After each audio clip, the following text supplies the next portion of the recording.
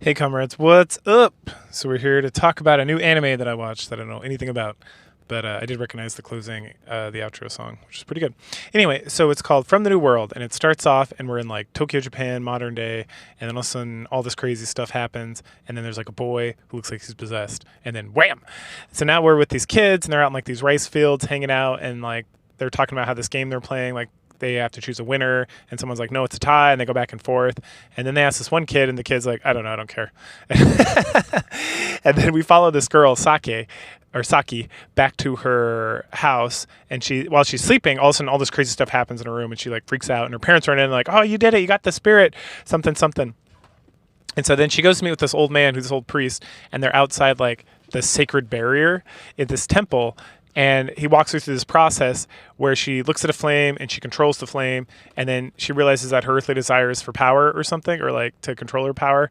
And so then he has her put it in like this paper doll, and then they burn the paper doll away, and she like cries, right? So already this show's like super crazy. like what is happening?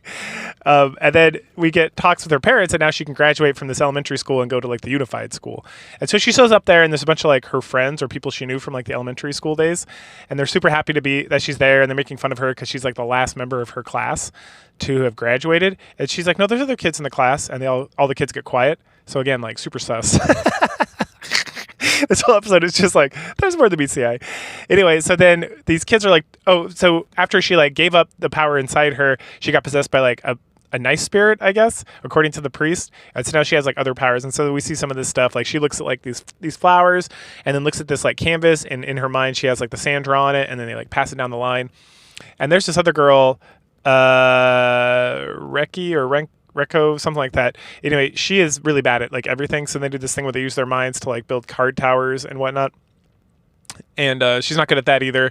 And then she like goes after school. She goes off on her own, and then like the rest of her team, essentially, they're talking about how like they compete with other teams, and they got to do this and they got to do that, and how what's her name is like always holding them back, and that normally he's like being nice to her because she's doing so bad. So then the kids they continue to kind of talk about a bunch of like sketchy stuff. Like they're like, oh, not everyone from elementary school graduates. What do they do with the ones who don't? Oh, they die. I've seen someone said they saw graves outside, and then this one boy's like, no, one time I had to take something to like the teachers, and I looked outside, and there was just like these black things, but they're like storage sheds.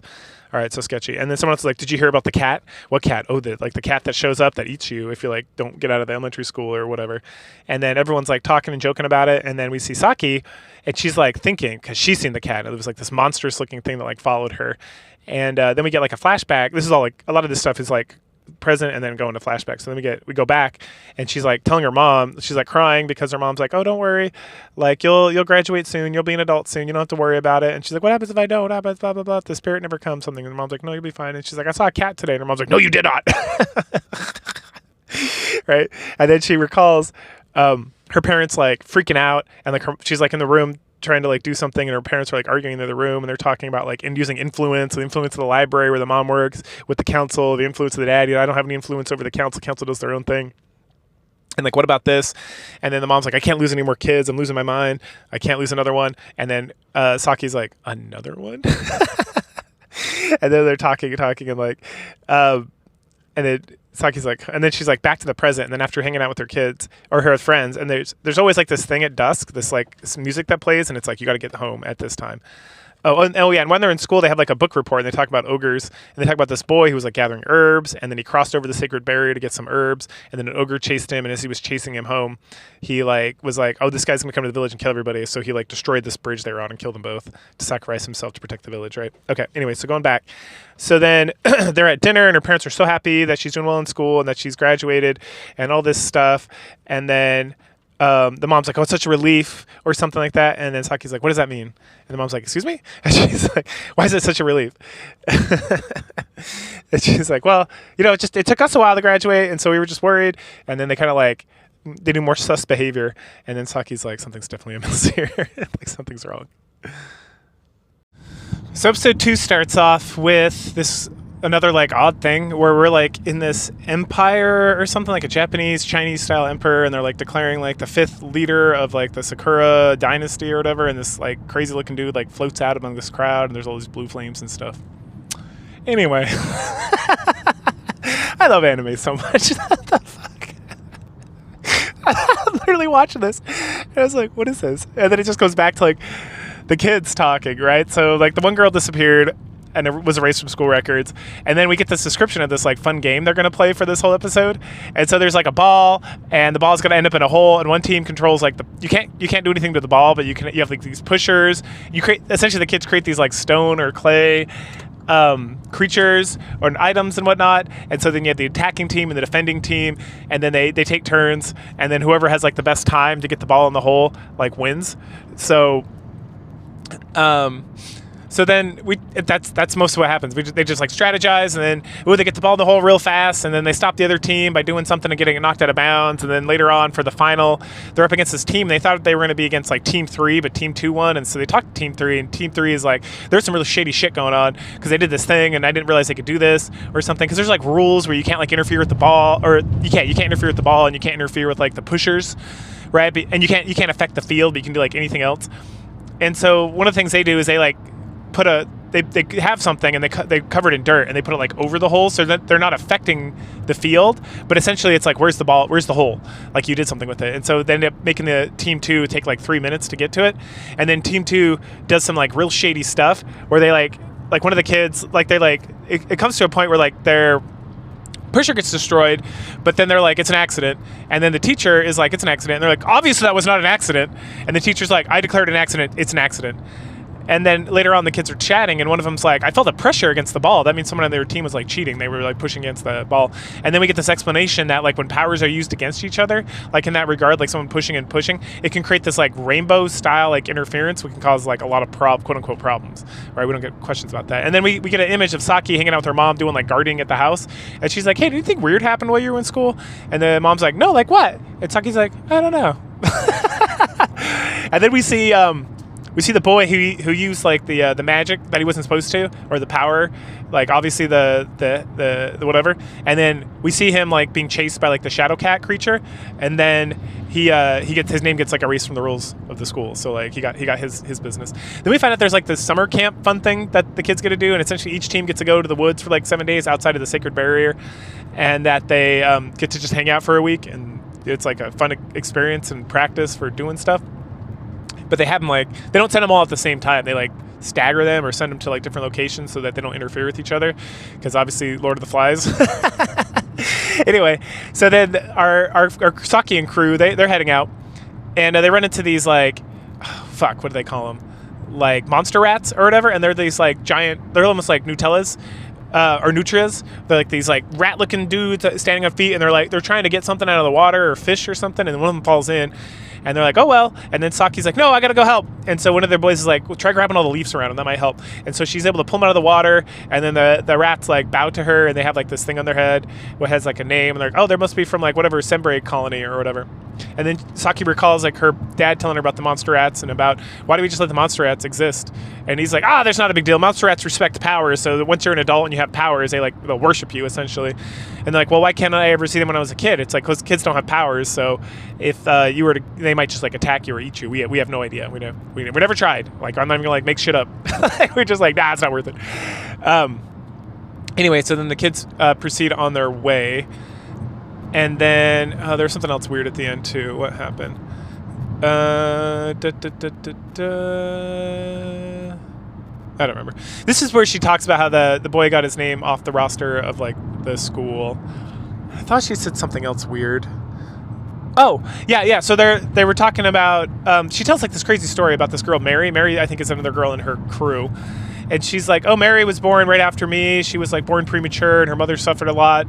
And like something, these kids disappearing. And if I had known what I'd known now, or it's like things would have been a lot better if Mary had just died in like childbirth, in the womb instead of being born or something. And it's like dun dun dun, end of episode. Gosh, this fucking show.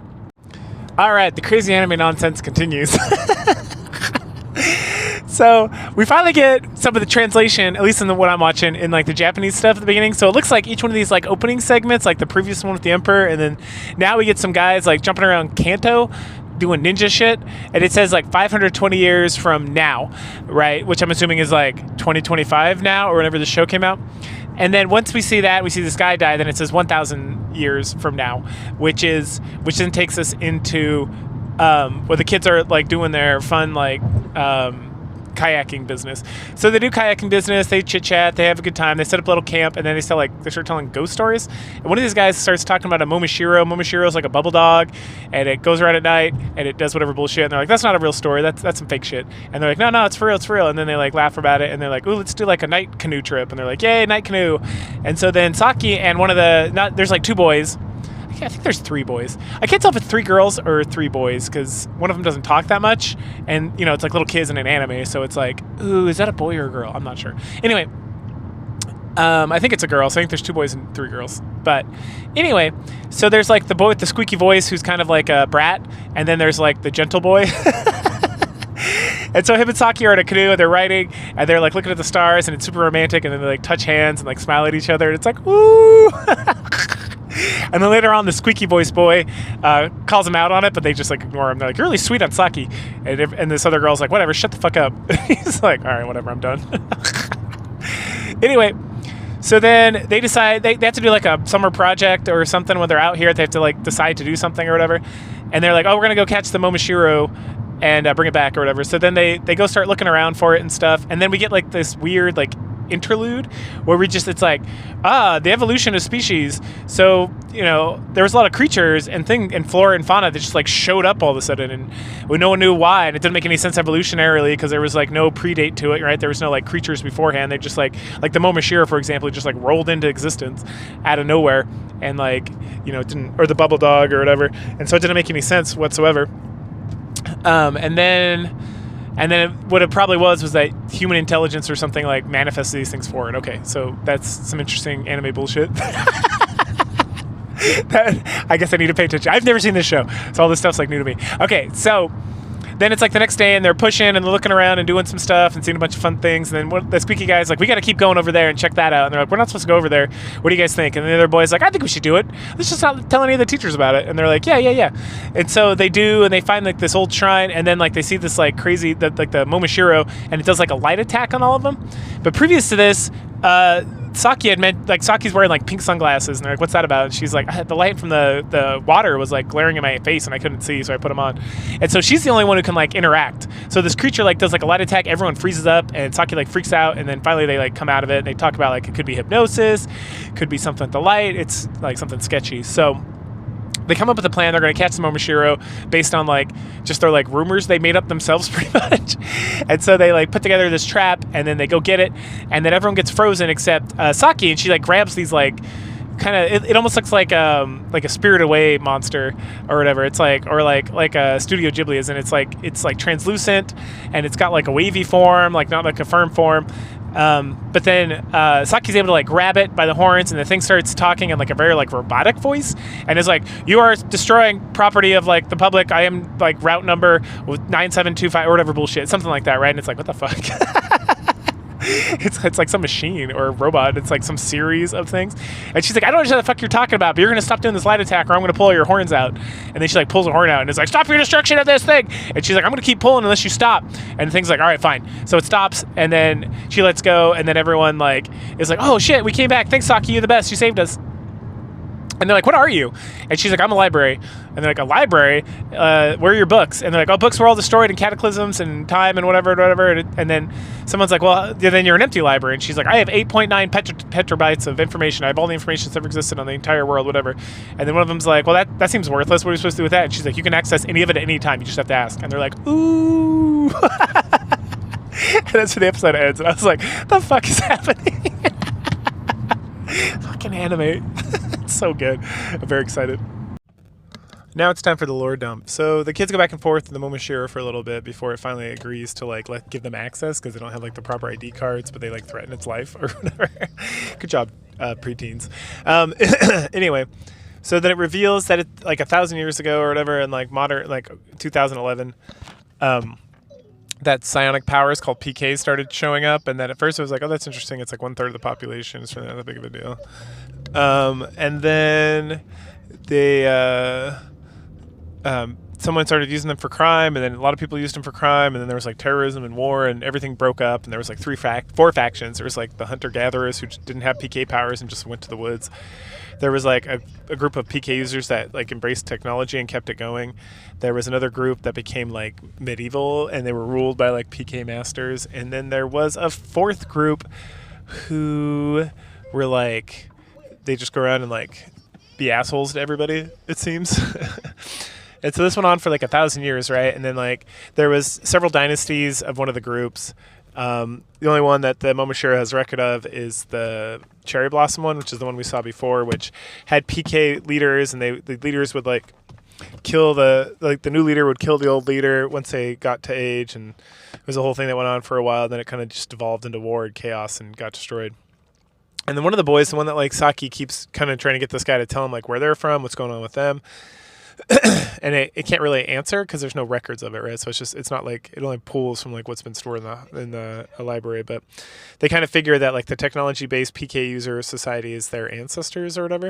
And then it starts talking about how it starts going kind of essentially through like, well, how'd they stop the PKs from like the PK users from hurting each other? And it's like, oh, genetic manipulation and education. And then he kind of while he's recalling, or the Momoshiro is talking about all the stuff that they did, we're getting flashbacks of like the schooling, out of everything that's going on. We learn that there's like this thing of shame that they disallows them. They like base it on, I think it's like oboros, these like primates that and wolves who will not attack like their own species, and instead they use like love and sex instead of like war. And so they kind of like intermingled with that, and then they created this like these processes within like the PK system that they inserted to like everybody, that if they try to hurt a human, or if they hurt a human, they have like a negative reaction up to a point of having like a heart attack and dying, so that they can't like kill each other, and so there can be peace instead of war. And then right around this point, there's like this crazy fire, and then there's like a woman with a child, and then the Momoshiro is dead, and then this like monk guy who's floating shows up, and he like calls them all out and says like, you guys came here illegally, you weren't supposed to be here, you've done all these bad things, you're listening to demons, we gotta go to like the Temple of Purification and get this thing figured out. And then he seals their powers up, and so they're going, and the kids are like freaking out, like, oh, we're gonna die, or we're not gonna die, oh, our powers are gone forever, oh, maybe they won't be gone forever, why wouldn't they just destroy them instead of just like sealing up? I'm sure they can unseal them. Yada yada yada. And then they start getting attacked by like these rat people from before, but these ones don't have barcodes because they're like a wild tribe or whatever. And so the monk starts fighting them, like killing them and stuff, and questioning them. And then at some point he starts getting attacked by like the mark of shame, because it's like getting dark outside, and it seems that like in his brain he's attacking some of these like rat folk, and they look human, so that his body's having like that reaction to where he's like struggling to keep fighting. And they're like, uh-oh. And then this like other rat looking thing shows up, and they're like, oh no, I thought those were myth. And then this thing like launches at them, and it looks like it's about to explode, and that's when the episode 4 ends. Wild stuff. So this thing that pops up is called the balloon dog, and explodes, and it ends up killing the monk guy, and now the kids are stuck without powers in the woods, and they're being chased by these rat guys. Sad times. So they make a break for it, and they end up getting split up. Saki ends up falling into like a ravine, and then annoying guy rescues her, sort of, and they try to escape, but then they get captured by some of these rat dogs, and they take into like, this strange like cage. While they're in there, they almost have sex. You bet. Because and then the whole time Saki's thinking about how like the Obobos and the and like young humans, like they because they like the breeding or like the training or whatever, when they get stressed out, they relieve it through like sexual activity, and so they get like real close to like almost doing it, but then like Saki's like, I'm not an ape, and stops. At that point, the knowing guy tricks their guard into eating like some sort of fake egg that causes him to explode. What the fuck is going on? Anyway, so they make a break for it, and they're running through the night, and then they get saved by like another rat guy from like a different tribe, or different, they call them colonies, so different colonies, and he takes them underground, and he can actually speak like human talk and like rat talk or whatever, so it's like, oh, thank you so much, blah blah blah blah blah blah blah, and he takes him to like the queen, and then he almost gets eaten because he sets like the queen's tent on fire, and the queen is like this giant mass of tits with like a purple head. It's like, yes, anime. Like, what the fuck am I looking at? It's so good. Lord. But then Saki asks her not to do it, so she stops, because they consider the children to be like gods because they have powers, and like they're being and then the situation gets explained. So this tribe, the I don't know, something tribe or colony, is being attacked by that other feral colony, and they're overruling them, and they sent out help from like other colonies that they're friendly with, but that could take a while. But if the gods can like intervene, namely the children, then they'll be okay. And the kids are like, and then Saki remembers like her dad being like, as long as you got powers, they'll like leave you alone or take care of you, but like who knows what's going to happen with like these other, if they realize you don't have powers, like with kids. And so she's like, yeah, okay, we can figure that out. They're done taking a little rest, and while they're resting, the colony gets attacked by like the bad guy colony, and they realize that, so it's like time to escape. So they make a break for it, but at some point there's like liquid that they drop or something, and then as they get further away from like the battle, they light it on fire and it like blows up like part of the thing. But then, and they're like, oh cool, there's like a spot here where it's like daylight, we can cut through. And so annoying guy starts like cutting into like the ceiling to get out. And then, well, Saki's like concerned because they hear like more rats running around in the background, possibly coming to get them. And then he gets through, and as he cuts through, he's like, all right, I did it. And she runs up, she's like, yay. And then they look at the spear, and the spear's got some sort of like white goo on it. And he's like, wait a second. And then Saki like faints. Guess we'll find out what happens later. Well, I don't know what that goo was. Excuse me, I'm sick.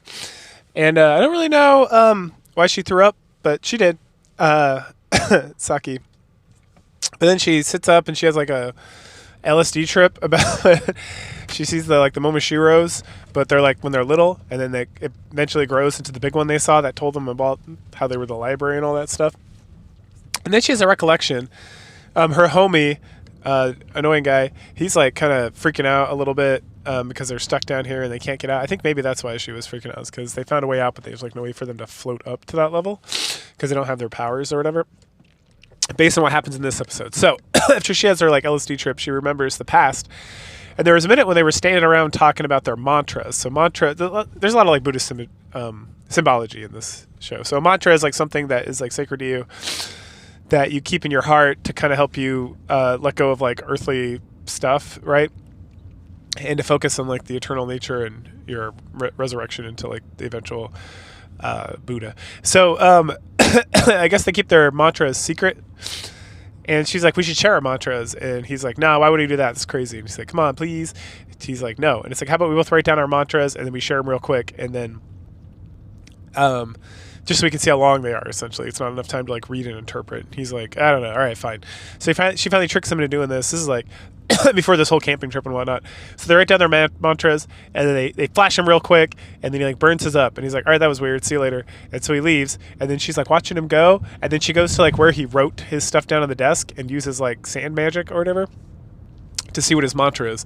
And it's very good that she did, and the reasoning why is because now she has this like thought, I guess, from seeing the Momoshiro, where she's like, oh, I can do that ceremony that we did before to like give him back his powers. And so she does like the little ceremony where she lost her spirit and got the new spirit from like the very beginning, like in the first episode. And because she knows his mantra, she essentially imbues him back with his powers. And so now that he has powers, they're able to escape.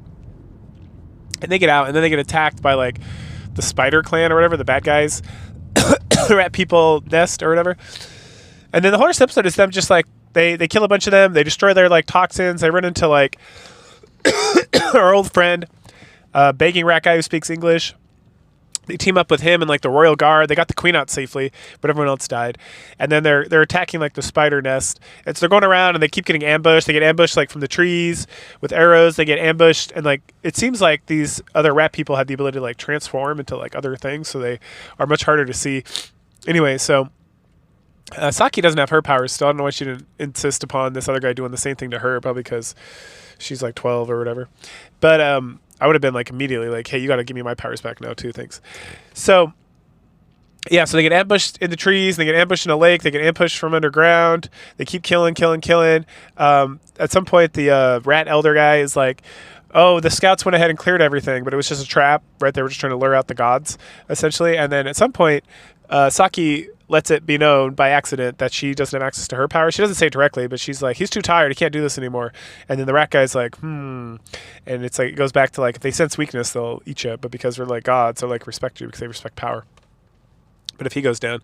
Anyway, so she kind of distracts away from that and orders him to send scouts out again. And so the scouts go out, they completely clear out the forest, like this bamboo forest, and they head through it. And right at the end, they look down into this like valley, and there's this giant there's like a pretty big army of like rat guys, with including like big beefy rat guys too.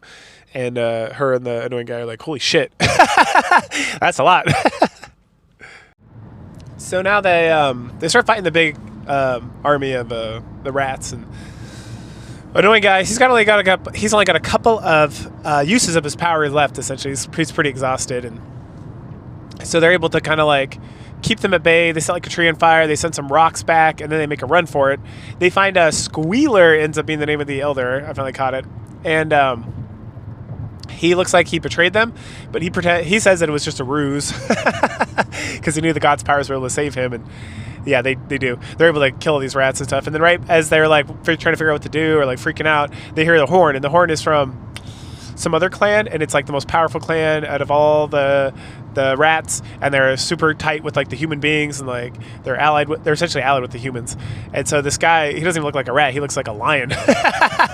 He's a big dude. So they fucking rout the spider clan, and they go in, and then they steal all their like larvae and kill the queen and do all the cool rat stuff. And Saki's got like mixed feelings about it. But then when the leader of the spider clan comes out, he releases some balloon dogs, which remember are explosives, right in the face of, I think his name's Kitamaru, the head of the big clan. And so at that point, Annoying Boy uses like the last use of his powers for the day, like his mana's tapped out, and protects everybody and destroys the dogs. And then he wakes up later in the night, and Saki kind of tells him everything that went down and then she's like, so we're safe now because this guy likes humans. And then Annoying Guy says like God's honest truth, which is like, nah, man. I mean, we did something. We broke like a lot of laws, and someone was tracking us, and so we're gonna get in like a lot of trouble. And so the ethics committee might have even sent word to, like, he's gonna probably report that like, hey, I got these kids to the humans, and they're gonna be like, oh, those kids, yeah, you need to fucking kill them, because humans can't kill humans, remember, with their powers and whatnot. But that's probably what they use these like rat clans for and all that stuff. And so Saki and the Annoying Guy decide they gotta like escape. So they kind of sneak out of there, and they run into Squiggler again, and they're like, oh dude, what's up? And then she like begs him to help them get to like the river. And so he's like, all right. So he does, and he explains that there's these like Nighthawks in the sky, and they can see at night, and that they're gonna help the Nighthawks work for Kitamaru and like let him know like what's going on for scouting and everything. Anyway, when they get to like the river, they run into, hey, it's the rest of the crew. All right, everyone's doing great. So they beat back up. They explain what happened, and then they say goodbye to Squiggler, and they get in their canoes, and so they start taking off real fast. And then at some point while they're canoeing, they see a Nighthawk in the sky, and they look back and they see like the boats. So yeah, these rat guys got like a fleet, like not like canoes. They got like sailboats, like big ass sailboats. Anyway, they're like, fuck, we're caught. But then Kitamaru just like drags them to like safety on the other side of like where they need to go with his much faster boats, and is like, all right, thanks, see ya. And he's like, oh yeah, one request, don't tell anyone I helped you, please, because they'll kill me. And they're like, Roger, we will not do that. And they're like, hooray. And then they're hanging out at night, like around a fire, talking about how she used hypnosis to like re-unlock and his mantra to re-unlock the Annoying Guy's powers. But she can't remember her mantra, so she doesn't know what to do with her, so she can't do it herself, which makes more sense, because the whole time I'm like, why don't you just have him help unlock your powers? I feel like you guys all have these powers, but anyway, that's why. And then the other guy is like, oh, I remember my mantra, I like memorized it. And they're like, oh yeah, so then she unlocks his powers, and then the Saki and the other two girls, they're like, oh, we wrote our mantras down, so once we get back, you guys can hypnotize us and get us our powers back. And so they do. But then we get like this ominous outro where the girl's like, okay, so we came back. We get like an older woman talking. And so clearly Saki lives for quite some time because, her voice is much more mature. And she's like, we thought we could get back. So we came back and we got our mantras back, and we thought everything was going to be fine, and that we'd be able to reintegrate the human society with like human superpowers, and that everything would be great. But we were wrong. Dun, dun, dun. Episode 8 jumps us forward a couple of years, so now the kids are all 14, and they've gotten super gay. Like, literally.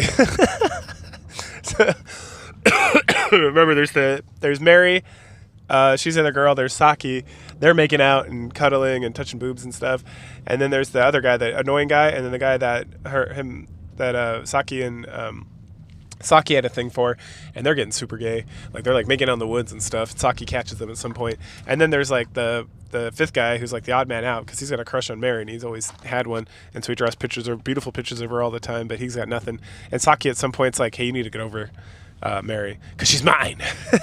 It's not that mean. Anyway, so then there's just some like teenage drama, like I'm trying to remember what the name of these kids are. The guy who liked Saki before, he breaks up with the annoying guy, and the annoying guy gets like a new boyfriend, and is flaunting him around. We get a lot of time with them in like these classrooms trying to do stuff like. I think his name's Shun, actually. Shun is trying to do something with an egg. Saki's trying to do something with glass, like make the glass float. The Mary's trying to fly or whatever. So anyway, so at some point they get this guy who's like the best magic user in like the whole world shows up. And he's wearing this like ridiculous outfit. But then he wanders around and he's like complimenting people or talking about things. And he goes to Shun, and Shun is supposedly the best magic user in the whole class. And Shun's just looking depressed because he's a teenage boy and his boyfriend broke up with him, or he broke up with him. So it's like all his fault. And then like he passes out, and then there's like an egg he's looking at that breaks, and then Saki like sees like a crazy eye in there.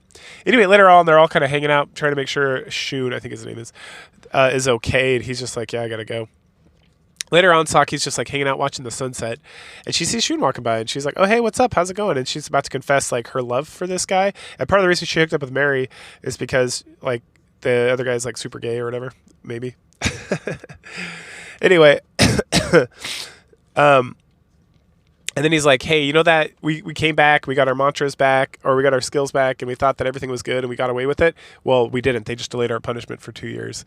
And she's like, what? And he's like, I'm sick. I got to go to this thing, and you can't ever visit me again.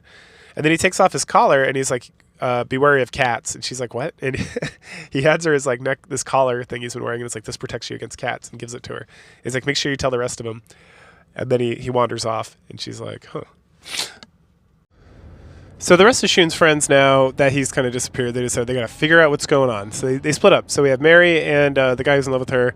They're going to go ask around the town about Shun and see what they can figure out. And then Saki and Gay Dude, who is the evolution of the annoying guy, are gonna go to the Pine something village, which is where Shun's like from, or where he lives or whatever, which is a little far distance. Anyway, so they split up. They have like a little conversation about stuff, about like the cat thing that he said, and about all the other kind of shady business that's going on.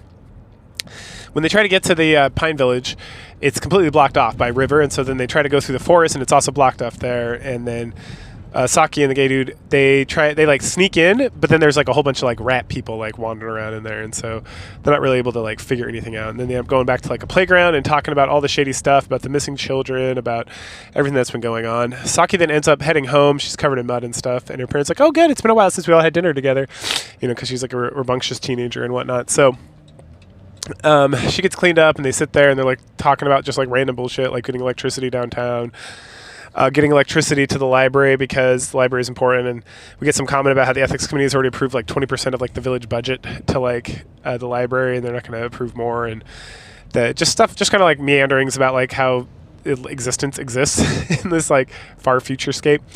And then Saki like loses it and pulls like a real teenager move, and is like, "What's Shun? What's going on with Shun?" And then the dad's like, "You know, people like disappear and stuff." And then her mom makes like Saki like yells back, and then her mom like shuts it the fuck down because she's like, "I'm not losing any more children," or like the youngest or something. And she's like, "What?" And she's like, "Nothing, my only daughter." So Saki's like, "Okay, I'm sorry." And then she like goes and lays down, and she's like thinking, and she's thinking about how like when a child's born, they're named after like their parents' hopes or whatever, and that her name literally means like the youngest of something. And then she's like thinking and thinking and thinking, and she remembers seeing like an older child, and it's just like recalling, like she's like, "Oh, what happened to that person?" And at that juncture, Mary like busts in, or Maria, I think it's Maria. And then it's like, "Oh, what are you doing here?" And she's like, "Oh my gosh, so me and the guy who's in love with my stalker." We went and we like, you know, Shun was always talked about how when he looked inside the courtyard at the school that it was just a bunch of like jars and stuff. And so we went and we like flew over there because she has like flying powers, remember? And that it's just a bunch of fucking jars. Oh shoot, I forgot to bring my thing, didn't I? Oh well. So yeah. It's just a bunch of jars. And so we went in there and we thought we heard voices from inside. And as we were like scoping it out, we heard like some people coming, and we're like, ruh-roh. So we hid. And after they hid, let's see what I want to do here. They saw like the teacher and a couple other people they didn't recognize. They showed up and they were talking about something and like mutation something and something coming something and karmic demons and stuff. Like karmic demons, oh my goodness. And so then the kids, as they were hiding, they heard like somebody say something about Shun, and then they pulled like this crazy like lion demon out of this thing, and they subdued it, and then they carried it off. And they're like, oh, Shun, what? And then so Saki gets it in her head that she's gonna, I don't know, go somewhere and figure something out. So she starts, she gets all geared up, and her and Maria like hug it out one more time. And oh goodness. And then she sneaks out, and she almost gets caught like on the river, and then she finally like lands. I think it's she's going to the Pinewood Village or whatever. And she gets out and she starts walking in like the rain and everything, and then all of a sudden there's like a big cat and lion demon thing, and it's like roar. So the battle with the cat goes pretty smoothly. The cat goes to bite Saki in the neck, hits the necklace that Shun gave her, and she's able to survive. And then she uses some of her jujitsu to destroy it. And then she is, and the interesting thing is the whole animation for the show at this point is like all fucked up. Like it's like this weird purplish white black kind of thing. It's like a totally different art style. So the show is like, it's very good in that regard, right? The show's interesting as well. It's kind of like, I'm still kind of like, I don't know about what's going on here. It seems kind of silly, but like I was like, it blew its like I'm an anime load like way too early, and now I'm just kind of like everything. It's almost like, well, anything can happen.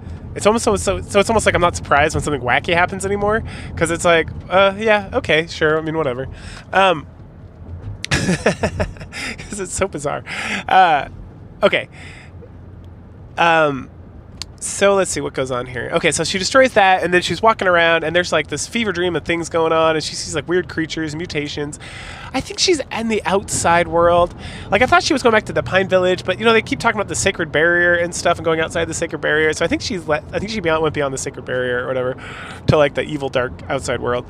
And so she's wandering around for a while, just like meandering. It seems kind of, and then like the art style changes again, like a couple more times, and then she's in this like strange hollow area, and there's like a shape of like a boy or shape of a child like carved into a tree, and it's a dun dun dun, it's Shun. So she found him. Good job. And so they have like a conversation. She's got to go. She can't stay here. No, I'm not going to leave without you. I need to know. And then he like appears in like real life as like a masked gentleman. And he's like, I can give you 10 minutes. And then like the world changes multiple times. And it goes back to like the original art style of the show. And they're like in this like cabin. And he's like, I got 10 minutes. Let me tell you about stuff. And so he reveals that there's like the conscious mind, and the conscious mind is how they control their powers by envisioning things. But there's also like the subconscious mind, and the subconscious mind has like its own motivations and its own like shit going on. And that the subconscious mind can like leak out. It's constantly leaking out like powers, but it's like at a very minimal level. So like the fears and concerns, all the subconscious stuff that we're kind of like repressing and keeping down. And this is like why the ethics committee, or like why the society has developed a way to use mantras and really get, like lean real hard into that Buddhism to kind of get people to calm down and be able to like exercise like a lack of this like inner darkness, so that stuff doesn't like get out too much. But it's like this huge amount of stuff, and in like his case, his like seal for like the inner nature of things got broken somehow, and then Saki blames herself when she like used his mantra to give him his powers back, like she did something wrong, and he's like, no, don't worry about it, it has nothing to, it's like, that's not your fault. And these powers are creating like dark things, and he's got these like orbs he has to like constantly focus on, and then he's like reading these books that like Saki's mom gave him about like karmic demons and stuff, because he's a karmic demon. So literally when they were pulling that guy to the vat or whatever, it was like Shun, and we find out that he destroyed not only his like family but his whole like house, and like that's like why the village was all sealed off earlier, was because of like this incident that occurred like after he like went home, and then it was like he's got to be like caged up like real good, so they kind of like exiled him out here, and he's just doing his best to like hold on. And then it gets like real dark and sad. He talks about how like, oh, they gave me pills when I left, like poisons, and she's like, don't take them, and he's like, oh, I won't, I already did. But my subconscious wanted to live so hard that it like changed them. They changed like the poisons at the atomic level, and like I'm so tired, and I'm just writing down my experience. Hopefully somebody at some point can get something out of this and like learn more about like what this is. And then we see his little puppy dog, which is like a little British bulldog kind of thing, and it runs up and it's like a monster now, and it's like, oh, so and so followed, like the dog's name, whatever, followed me, and like I kept trying to get him to go back, and like look at him now, and then this another cat shows up, and and it attacks, and then the dog defends Shun, and then the cat kills it, and then Shun's like, fuck this cat, and like destroys it, and he's like, I didn't even want to do that. The cat didn't do anything wrong. It was just doing what it was told. Like, I can't control my powers anymore. You gotta go. And then the whole room starts like crystallizing or being destroyed, and he's being covered in like some sort of black spiritual goo, and he's like, Saki, I always loved you. So I guess all that like fucking around with gay dude just teenage bullshit, I guess. And she doesn't return the favor by telling him that she always loved him too, which is like some chicken shit stuff, but you know, bitches. I guess it's written accurately. Oh, God. Anyway, and then she's like, I have to live, and she flies off, so now she can like fly, so she's like getting her powers much more. And I gotta say, I don't know what happened between the previous episode and this episode, because there's not like a lot of time's been going by, but she's looking hot as fuck all of a sudden. Like, the way they're drawing her is like very sensual in a lot of ways, and I'm like, awesome, good job. I love fucking anime. Oh, goodness. All right. Yep. And then she swears she's gonna live, and she's like flying away from this like horrible darkness. So another unknown amount of time has passed. Doesn't seem like it's that long, maybe a day or a week after our little friend disappeared, Shun. And so everyone's forgot him. Yep. Saki is like very confused because she has like visions of something, and at some point she's at like a grave site, and she's like talking to somebody, and she sees like a mirror, and the mirror belongs to a grave that belonged to like, it seems like her dead sister, if you will. She also talks about how like they're the only group in the whole school that only has 4 people. Most school groups have 6 people or even 5. So she doesn't understand that. So they took a member from group 2, which had 6, and they brought him over. And it was the guy that the gay boy was like hooking up with after he was hooking up with Shun. And then there's like word on the street that he's going to pick her, because apparently sometime during like freshman year or first year or the end of middle school, whatever time frame we're in here, for the Japaneseies, they match like boys and girls so that they can like practice stuff. But it's really just like, all right, everybody, you're going to pick the person you like so that you can eventually hook up with them. Good job. Congratulations, because they want them to, like, breed it out. The show's not that explicit about it, but it kind of hints around that that's, like, the concept they're going for. Anywho, so Saki makes several discoveries at this point. She realizes that there's this boy, Shun. She doesn't know his name. She doesn't know exactly what's going on with that, but there's some mysterious thing going on there. She also realizes that there was, like, a sister, and that there's some strange stuff going on with that. And then this guy from the second group, who's no longer gay, I guess, he is going to like pick her to be like his mate or whatever. And then she takes him aside at some point and is like, I'm not going to pick you because I don't trust you, because he has like fake memories, and then she has fake memories, but he doesn't have like all the fake memories, and then her whole group has like fake memories, and it's a whole thing.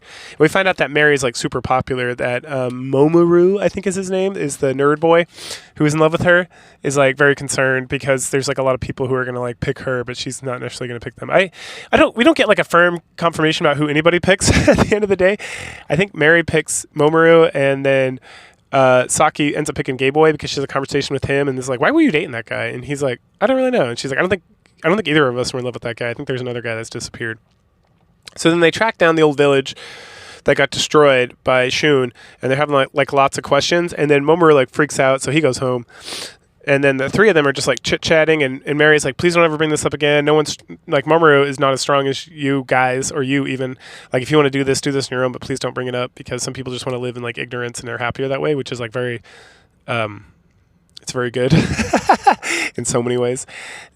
So that's fun.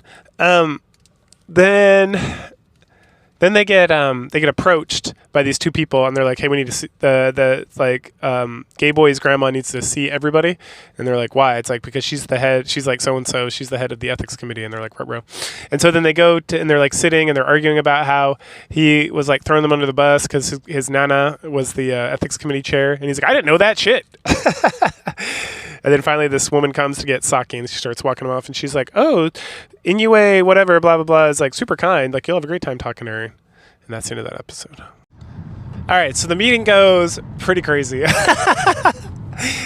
The old woman like pretty much gives Saki a hug, and it's like, oh good, I've been meaning to meet with you for a long time. You're the strongest one in the whole like tribe, and I need you to take over my spot. And Saki's like, the fuck? And she's like, let me tell my ogres and karmic demons. And so she does. And we learn that no one alive except her, well, maybe not no one alive, but it seems like no one alive but her has seen an ogre ever. And what ogres are just these humans who lose the ability to not kill other humans. So if you remember from previously, I talked about how like part of the thing is that all these humans with psychic powers like essentially booted into their heads the compulsion not to harm other human beings, and they've done that since like birth. And so that's what makes it so hard for them to fight, and that's how like the monk died, because when they were fighting the rat people, he like saw them too much as human, and his like compulsion wouldn't let him like fight back, or he was like really straining to do it. Anyway, so when an ogre there. And so she tells the tale about how this guy, I think his name is, she calls him Kay. Kay is like, they tested him and they're like, hey, this guy's getting like real dark, and like maybe we should do something about it. But everyone's like, no, whatever, it's no big deal, because they hadn't seen an ogre in so long, because ogre, you know. But then this guy just like kind of snapped one day, and then he was like, I'm gonna kill everybody. So he killed a lot of people, and then eventually he ended up in like this clinic with where the old lady was working as like a nurse, and then the doctor ended up giving him like poisons or something, which ended up killing him or something. I don't know. It was kind of, she like briefly mentioned like, oh yeah, I killed the doctor, blew the doctor's head off, but then something happened and he died as well, and it was like shit. And so that's when like everyone got together and like, all right, we gotta like fix this problem. And that's when they established like the ethics committee and all this stuff. And it used to be like they'd stop doing abortions at like 22 weeks, but now they do abortions to like age 17. So if someone starts showing any traits that can make them like an ogre or like a karmic demon, they will like execute the shit out of them up to the age of 17. And at that point, they kind of figure you're an adult and you can kind of figure your own shit out. Oh, it's like the Democrats' wet dream. Anyway, so age 17. There's a South Park episode about that. It was pretty funny. Okay, so anyway, where was I? I was talking about, and so then karmic demons like showed up later. Like there was a girl, and it was like the difference between like an ogre, like their thing snaps. Oh, and that's when they created like the cats, because the cats go around and they got like the rat people. They got them to come in and like, because they can't kill humans, but they can like search out. They can be like that guy, kill them all. So they cleared out everybody that had any of these kind of like traits at all, and kind of eliminated them from the gene pool. And this was like 80 years ago or something.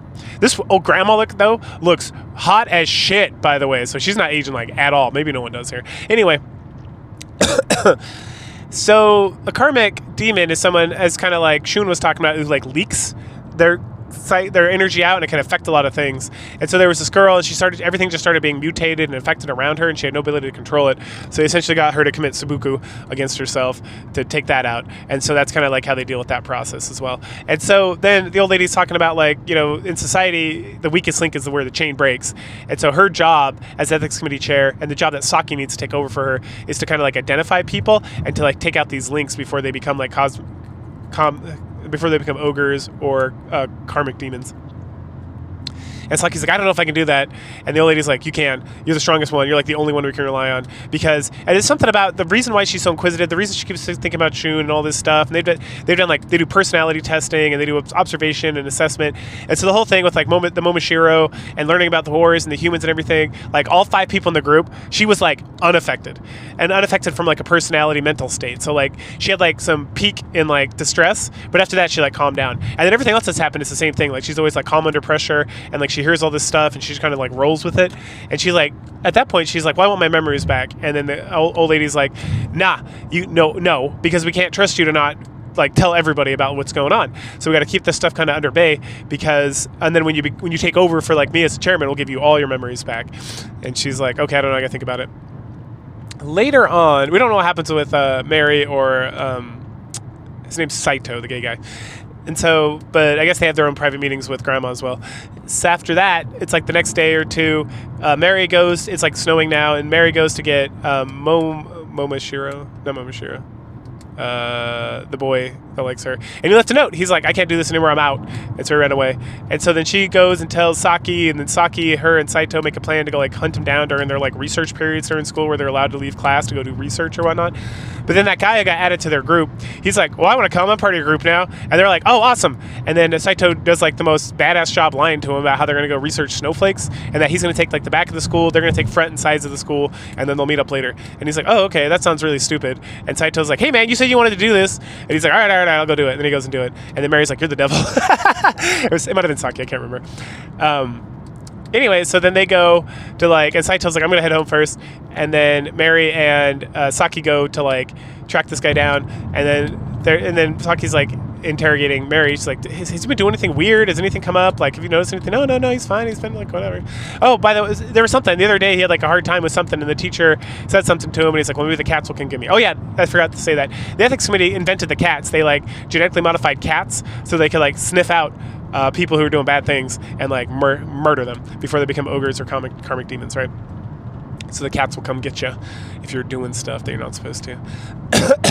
So that's like a legit thing. Anyway, so Mamoru, this is his name.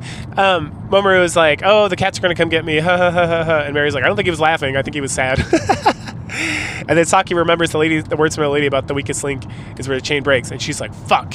And that's that's episode 12.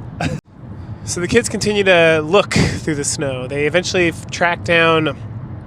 They're running around looking for footprints, and eventually they find like a toboggan tracks, and that's how they figure, oh, Mamoru must have been taking that. So they follow it. It goes all the way to like the sacred barrier, and they're like, he must be in the mountains. They head up the mountains, and during this whole time, there's like this really ridiculous portion. So we have Saito and Saki, and they got like skis essentially, and they're using their powers to push them along. And then Maria does like a bounce. Right, she's all into like levitation and flying and stuff, but instead of just like flying along behind them, she does like this little like rabbit bounce where she's like boink boink boink boink the whole time, and it's like very like distracting. It's like really threw me off. Anyway, so yeah, so they look around, they're following tracks. Eventually they see a monster rat come out. They don't see the rat, but they see the footprints, and it's also following. And then the tracks just end. And so they come down the mountain, and they find like his toboggan like buried in the snow. And they're like, what is this? Is he dead? Like, who would have buried this? Would it have been the monster rat? Would it have been him? Like, what's going on? I don't know. So they put like a pin on that for now. And they search around some more, and eventually they find some more footprints and like someone being dragged. And they're like, is the rat dragging him? Did he do something to him? You know, we know the rats sometimes were used, especially Saki especially knows that they were used in the past to kill ogres and people that had potential to be ogres or whatever. So then they follow it, and eventually they find this little like shack in the woods with like a gate, and they open up, and it's da-da-da, Mamoru, and they're like, oh, they run inside, and he's like, oh, hey guys, what's going on? And it's like, bro, you ran the fuck away. What are you talking about? What's going on? He's like, oh yeah, my buddy like Scabbers or whatever, Squealy or whatever saved me. And they're like, huh? And then this monster rat comes in, and they're like, ah, and they like lift it up, and it's like, oh, and then Mamoru's like, no, hey, it's that guy from before. And then Saki remembers like all the way back in like third episode or something. There was that guy she pulled out of the water, and this is him. So he's so grateful, and they put him down and like, sorry, bro. And he's like, oh no, the gods are so merciful, and I'm so appreciative of the gods and the gods, and I'm so happy to help the god. And they're like, yeah, we're homies now. We like hang out and stuff. And the guy's like, I'm gonna go find some more like, I don't know, something. So he wanders off, and then they start talking to him, and like, what happened? And he's like, well, I had to leave. Like I was gonna die. And they're like, what do you mean? He's like, I saw the cat. And they're like, oh, you saw the cat? He's like, yeah, I saw it twice. And so then he tells a story about how he was walking home from school the other day, and like 2 or 3 days ago, and then he saw the cat, and he was like, ruh-roh. And then yesterday he had to stay after her because he had to do some extra credit work because he's like falling behind or just not keeping up as much. And he said like he's really freaked out because the teacher gave him like this dead-eyed look. It's like, you know, like die motherfucker kind of situation. And then he asked him to go do something for him, and so he did, and he was like the only one in the whole school. And then the cat showed up again, and he was able to like fend it off or something. It looked like he created like a tornado or something. And he's like, oh shit, I gotta go. And so he did. So he fled, and that's how he ended up here. And then like Saki's like thinking about the stuff that like the old woman was saying about like the cats being created to like take care of people who are having like anomalies or having issues, leakage or whatever, and then like everything else that was going on. And it's like she's trying to figure out what's going on and what they should do. And Maria's like, oh my gosh, freaking out. And something else. And then he's remembered, like they took the memories away of them seeing the cat come out of like the courtyard tubes or whatever to hunt down like the karmic demons or whatever. And then Maria's like, I remember it too. And then like everyone remembers like talking about it and stuff. And then at that point, the episode kind of ends. But before it does, we get like the overtalk from, I think it's Saki in the future, where she's like, our plan was to bring Mamoru back, but at this point, that would never happen. Nope. Saito decides he's going to head back to try to figure out something, and so he leaves. And then shortly thereafter, Saki has a conversation with Maria and Momoro, and she's going to go back too to kind of like see if they can rectify the situation, solve whatever. At that point, Maria gives Saki a hug and says goodbye. Little does Saki realize that was like a goodbye, and that was into that. Anyway, so Saki heads back. Immediately upon returning, her parents are there. And her parents they hug it out, and then the education committee needs to talk to her. And I don't know if I mentioned this before, but there's like the ethics committee and the education committee, and they're like kind of at odds, but they kind of work together to like do the government of. So she goes before the education committee, and they like rail her about what happened, being honest and all this stuff, and she keeps like not responding to things, and that's making them really pissed off and super angry. And then there's like a second person that comes in, and she's like talking about they talked to Saito already, and he admitted something, and then Saki continues to just kind of like think about things and not really respond. And she's not responding because the old grandma, Tomoko, I think is her name, told her not to talk about like certain things like the cats and stuff like that. And so finally Tomoko like shows up, and she's like, hey, what's going on here? And they're like, this is none of your business, this is an education department thing or whatever. And then she's like, well, it's my fault, something. And then it's also your fault because you guys like messed up and didn't do the right thing when you were trying to kill Momoro. And they're like, and so because of that, Tomoko is able to like get Saki like off the hook, and they go talk to her in this other room. And they're like, but there's those things in the other room. And she's like, whatever. She's going to be the new leader in the future, so don't worry about it. And they're like, oh, really? Her? I don't know. Anyway, and we find out that the first group, which is their class, was an experiment. And what that experiment is, she explains shortly. So they go to like the back room of like this education committee area or whatever. And there's these cats. There's the cats. Like 3 of them it look like. And they're just sitting there, and she's like, oh, don't worry about them. They only attack if we give them orders. So they just like watch very creepily. While Tomoko explains, she talks about the situation with Momoro and Maria. She talks about the class. So what happened normally with all the kids when they're born, they put them under a lot of hypnotic suggestions to like tamp everything down and to break free will and to do all this stuff to kind of keep like a nice society. But with their group, the experiment was they didn't do any of that. And so like her group's just very like free thinking generally. And essentially that's kind of why they've had so many problems with like Shun and that first girl who disappeared, and then now with Momoro and all this stuff, because it's like everyone like all of them like got to the sacred barrier and were like YOLO and kept going. Wow. Normally, essentially because of hypnotic suggestions, no one would pass the sacred barrier, like none of the other children. And then, they talk about nuclear bombs and how there was like this huge destructive force, and they had to do, people had to do all this stuff. And then, but that like an ogre is like way more powerful than the nuclear bomb, because it can just like go forever, keep blowing stuff up, keep killing everybody, and has like, it's like almost unstoppable, right? And then they talk about how like this is the reason it's so important, and like that if Momoro and Maria don't come back, essentially, and Tomoko essentially promises if they come back, they won't die. They won't be a punishment. They'll kind of like ease off on that and kind of like figure out what to do. But if they don't return, then it's not just going to be their village. That there's like, I think she says something like 60,000 people living in Japan now, and there's all these different kind of like communities and areas and whatnot all over the place, and that other villages will like activate to like everyone destroy these people because no one wants an ogre. And then at some point she's like, how old do you think I am? And Saki's like 67, and she laughs and she's like, we got 2 of the digits right. Because she's 267 years old. Like, what? Nani desu ka? And it's like, does everyone live that long? Like, no. She has a very specific ability that no one else has, and essentially she can target in onto her like chromosomes, and there's like these things, and I've vaguely heard of these things before. I can't remember what they're called. They start with a T, but they're like at the end of the chromosomes, and as like your chromosomes and DNA and everything like continue to replicate as you age, and as they kind of like refresh themselves, these things get weaker and weaker and weaker, and eventually they stop being able to reproduce, and that's essentially what causes you to get old and die. Well, with her, she can target in. She's the only one who knows how to like target in on them and make them like to revitalize them. And because she can keep revitalizing them, she can essentially live forever, maybe, because she's never like aging physically, right? So as long as she keeps like mentally healthy, she'll be fine. And then at some point, she essentially gives Saki a hint on how to like do the same thing. Because again, she's supposed to be taking over, being the leader of the tribe, and she talks about how like that's where her power comes from. That she's not particularly good at abilities, she's not like tyrannical, she doesn't have like, she's not particularly intelligent per se, but she can do this thing. So because she's lived for so long and she has so much like a vast array of knowledge and experience, that everyone is like, well, okay, we got to defer to her. And then she mentions that ogre attack she talked about in the previous episode happened like 245 years ago. So she's been able to do this thing for a while. Anyway, so then her and Saito get the mission that like they have 3 days to find Momoro and Maria and bring them back.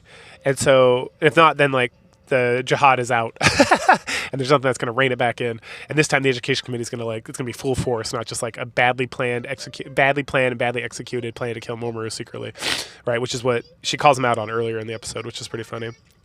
So then, at that point, her and Saito, they head out on these like rad looking boat things, and they get to the place where like the house was supposed to be that they were staying at, and it's like gone. And then Saki gets like this reimage, and it's like seeing Maria being like, "Goodbye, Saki," and it's like, oh shoot.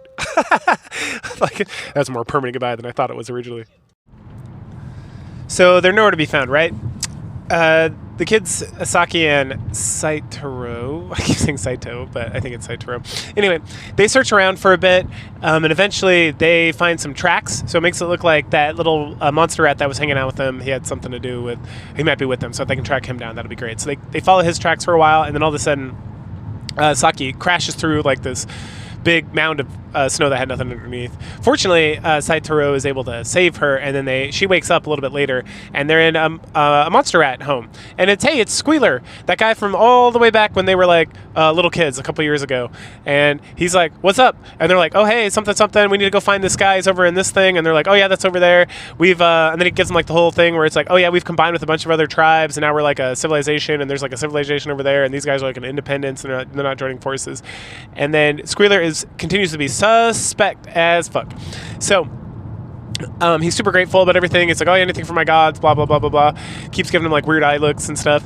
But they're like, "Oh cool, we want to go say thank you to the queen for whatever." And as they're going, they see like all these cement buildings. There's like a factory almost. They have like a diet, which is, for those of you who are unfamiliar, diet is like a Japanese form of parliamentary government essentially. It's older than that. It's like the Japanese invented it. They picked it up from like the Portuguese, which had the same thing. And so they're talking about that, and they go see the queen, and the queen's been like lobotomized, and they're like, "Holy shit!" And so then they're like, "Squealer, explain yourself." And he tells them how like the queen started being like really violent and like attacking people, and like they needed her to like breed and create more, and so they like lobotomized her essentially, but they they didn't exactly know how to do it correctly. He read about it like in a book, and same thing with like all the buildings and everything. So he got some sort of book from somewhere that explained how to like establish like a diet and build these like concrete buildings, and to like lobotomize somebody to cause them to be less violent. And he like justifies all this stuff away, and the kids are kind of like aghast by the whole situation. And they talk about that, and they're like, "Did they find like a false Momoshiro, which is like that library that gives all this information?" And like, "Well, I don't know, maybe. Like, how did he just find like a book that told them all this information, and how did anyone else have all this stuff?" And then they talk about how like, the way they treated his mother is like, terrible. But then she kind of defends him, talking about like, well, animals are different than human beings. We can't just push them on them. And then Saito's like, "Aren't they acting like humans though? Like, isn't this what happened in the old civilization that caused all these problems in the first place?" And it's like, "Ruh-roh, what's this? Where's this going now?" Oh, interesting. Right. Anyway, so like the next day they're gonna go to this other tribe of rat monsters or ratmen or whatever, and try to find like the other guy who was with Momoru and Maria to get more information. So they head out in the morning. They get up and they're literally dressed in like samurai armor with swords, and she's like, "The fuck?" Saito's like, "Uh-oh." Anyway, so they go on their little march over to this place, and they're like, "Hey," they have like a speaker, so they can shout real loud, and they're like, "Hey, blah blah blah blah blah," rat talk that we can't understand. And then nothing happens, and he's like, "All right, we'll get their attention." And they start firing. They shoot firing arrows at the place, and then the ratmen who are in like their castle, which is just like built into a mountainside, they come out and they like put snow down, and then they fire arrows back, and the kids of course like deflect them all, and then the Squealer's like, "Oh, thank you gods, all my men are saved, you're so great, blah blah blah blah blah." And they're like, yeah, we just want to talk to them. And like, "Well, they need more like force to be able to come out and talk to you guys." And then Saki's like, "All right, Saitaro, you take care of that, but make sure it's not too crazy." And he goes brr, brr, brr, brr, brr, and causes like an earthquake, and the other side like gives up, and he comes down, like one of the leaders comes down, and then Squealer's like yelling at him in rat talk and pointing at him, and then at some point Saki's like, "Okay, we just need to find this guy and get going. Like, you guys can fucking figure out whatever you need to do here on your own." And he's like, "Oh yes, my gods, blah blah blah." And so that guy comes out, and they're like, "Hey, where's Maria and Momoru? You remember us?" And he's like, "Oh yeah, they gave me a note." And the note just says, "Halfway around the world." The letter that Saki gets from Maria is a lot more than just like, "We went halfway around the world." In fact, we spend most of this episode while they read through it. It just talks about Maria talking about how she knows that she's going to die and Mamoru is going to die, and they don't trust the adults, and the adults are scared, and maybe the adults are always scared of the children, and that they're just setting them up like eggs, watching them and watching for the demon eggs so they can destroy them and all this stuff, and that she'd rather just go with Mamoru out into the wilderness and die. or live on their own life, and that they'll be okay, and that hopefully she'll be able to see Saki someday, and everything will be good, and yada yada yada. And this whole time, we just get like a montage of them like growing up together. Essentially, we see Saki as a little girl playing with her mom, and then she sees Maria like up on a hill, and then like they hang out together in like elementary school, and then they're all hanging out together and just going on adventures. And we just get a lot of montage where we just get a lot of talk from Maria about like life and everything else and whatnot. And then when they finish reading, she's like kind of, she's obviously like very upset about the whole situation. And then they ask Squiggler or whatever where he got this from, and he's like, oh, they gave it to me like as soon as you guys left, and then they took off, and so it's been like, they're like days ahead of them or whatever in their travels. And so then they head back with God, what's his name? He changed his name. It's like Yoko Maro. He's the head of the rat people, the really sketchy guy, right? And he's like, oh, you must stay here and rest for the evening, and then you can go in the morning, and blah blah blah blah blah blah blah. And then we get some like overtalk from her. It's like later on in life where she talks about how like the rat monsters like took advantage of the children being there, right? And maybe that's because they like captured this other group of guys and brought them into their fold. Saki and Satoru were like so consumed with grief that they didn't realize what was going on. Like they were like pretending to help, but it was really just helping them in their situation or something. I don't know, it wasn't super clear, but she says something about that. And then they spend the next day like searching around some more for Maria and Mamoru. They don't find anything, and then they create like a little cave for themselves to sleep in at night, and like she's freaking out some more. Oh, earlier on, they get the boats, and they take the boats like somewhere else, and and while they're doing that, she's like, Satoru is like, hey, take a nap. And so she takes a little nap, and she has this like super bizarre dream with like weird monsters and whatever. And then she runs into Shun, supposedly, but he has like some sort of crazy thing on his head, and not like a mask thing, like almost like a creature on his head. And then he like puts his finger to his lips, and she's like, she like freaks out, and then Satoru wakes her up and is like, hey, you okay? It looks like you're having a nightmare. And she's like, and then like the overtalk is like, I can't believe what he said. I can't believe that he wanted us to do that. Anyway, so then later on when they're in the cave and they're like talking about getting energy from like food, and Satoru thinks it's actually the sun or something, she starts breaking down again, and then he gives her like a real good hug, and they like cuddle and go to sleep. And then she's laying there like with a weird smile on her face, smiling at this, I think, at a gay boy. They're probably gonna end up together, right? Because it's like the homosexual urges or whatever in this show are very like loose. Anyway, so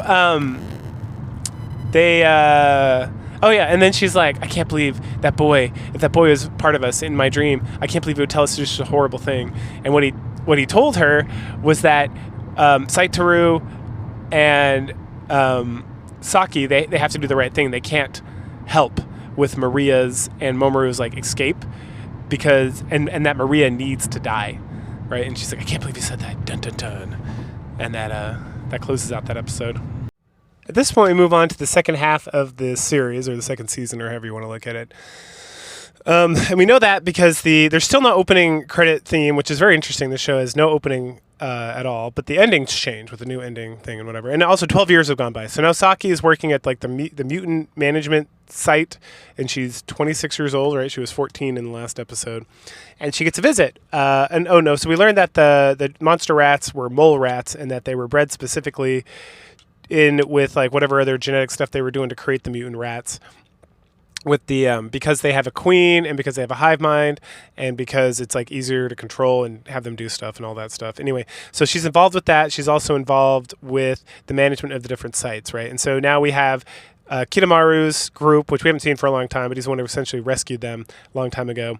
I think they're like the giant hornets. And then we have Yokomaru's group, or Kitamaru's group, whatever it is. I get the names really confused. Which is like the sketchy guy with the diet. Anyway, so Saito comes over because whatever department he's working for is like gathering stuff for some sort of research. And he reports that the monster rats, like some of the monster rats he hired to like send out to do stuff, they got attacked. And then it's like, well, that's impossible, because to declare war, there's like paperwork. There's like a whole bureaucracy with declaring war and doing different things. But clearly someone did not do the right thing. So then they have a little meeting, and they call in Kitamaru and Yokotaro or whatever, like the little squiggly guy who's definitely pulling some shenanigans in the background, and then the very noble lion-looking monster rat. And then they argue and like they disagree, and then the sketchy guy brings up this whole thing where it could have been like a false flag attack from the other side. And so it's like, okay, we got to consider this stuff and think about what's going on. And then there's like 2 pamphlets for like battle going on. And so there's like the tribe, there's like an independent tribe that is like allied with the tribe that has democracy. And then there's like the traditional tribe. And so one of their members in like their conglomerate got attacked by like this neutral tribe, but this neutral tribe has strong connections with the democracy tribe. And then the grandma shows up and she like questions them, and she's definitely like sketchy about the sketchy guy, which is good. And then we get a battle, and then we see that they have guns. They have like Meiji era like bamboo guns and stuff like that, or not Meiji era, but they have bamboo guns, bamboo shields, the monster rats, and it's like they're really advancing in technology. And then at some point, one of the guys that works with Saki mentions that the giant hornets, or like Hinamaru's group, that they use some sort of drug to like amp themselves up, and that's why they always win. And so they're going like 100,000 versus 140,000, and they just destroy the other team.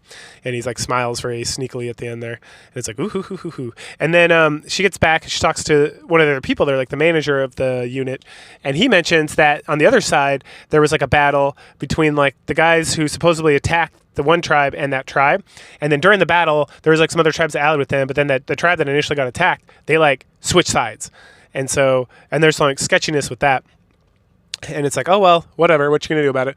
And then Saki like gets back to her office. She's like shutting it or opening it up in the morning the next day or whatever. And then Saitoru's there, and he's like, the giant hornet tribe is completely dead. Which is Kinamaru's. And it's like, and then the episode ends. All right, so this episode, number 18, was a little hard to follow, I'm not going to lie. So I'm going to try to recall everything that was going on.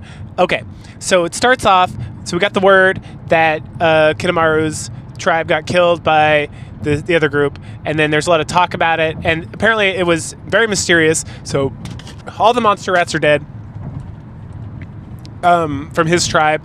But Kinamaru's like disappeared, right? So they didn't find his body. But then there's like no weapons, there's no evidence of like an actual battle or anything, and they go back and forth about that. And then Saki's mom gets asked about whether there's any weapon that could have done this, and she's like, yeah, section 4 of volume 8 or whatever of like the forbidden text mentions that some weapons that could have done this. And then they start talking about other people, like human beings could have done it too, like these gods with their powers. And they're like, well, what about, it could have been the 2 that ran away, which is Maria and Mamoru.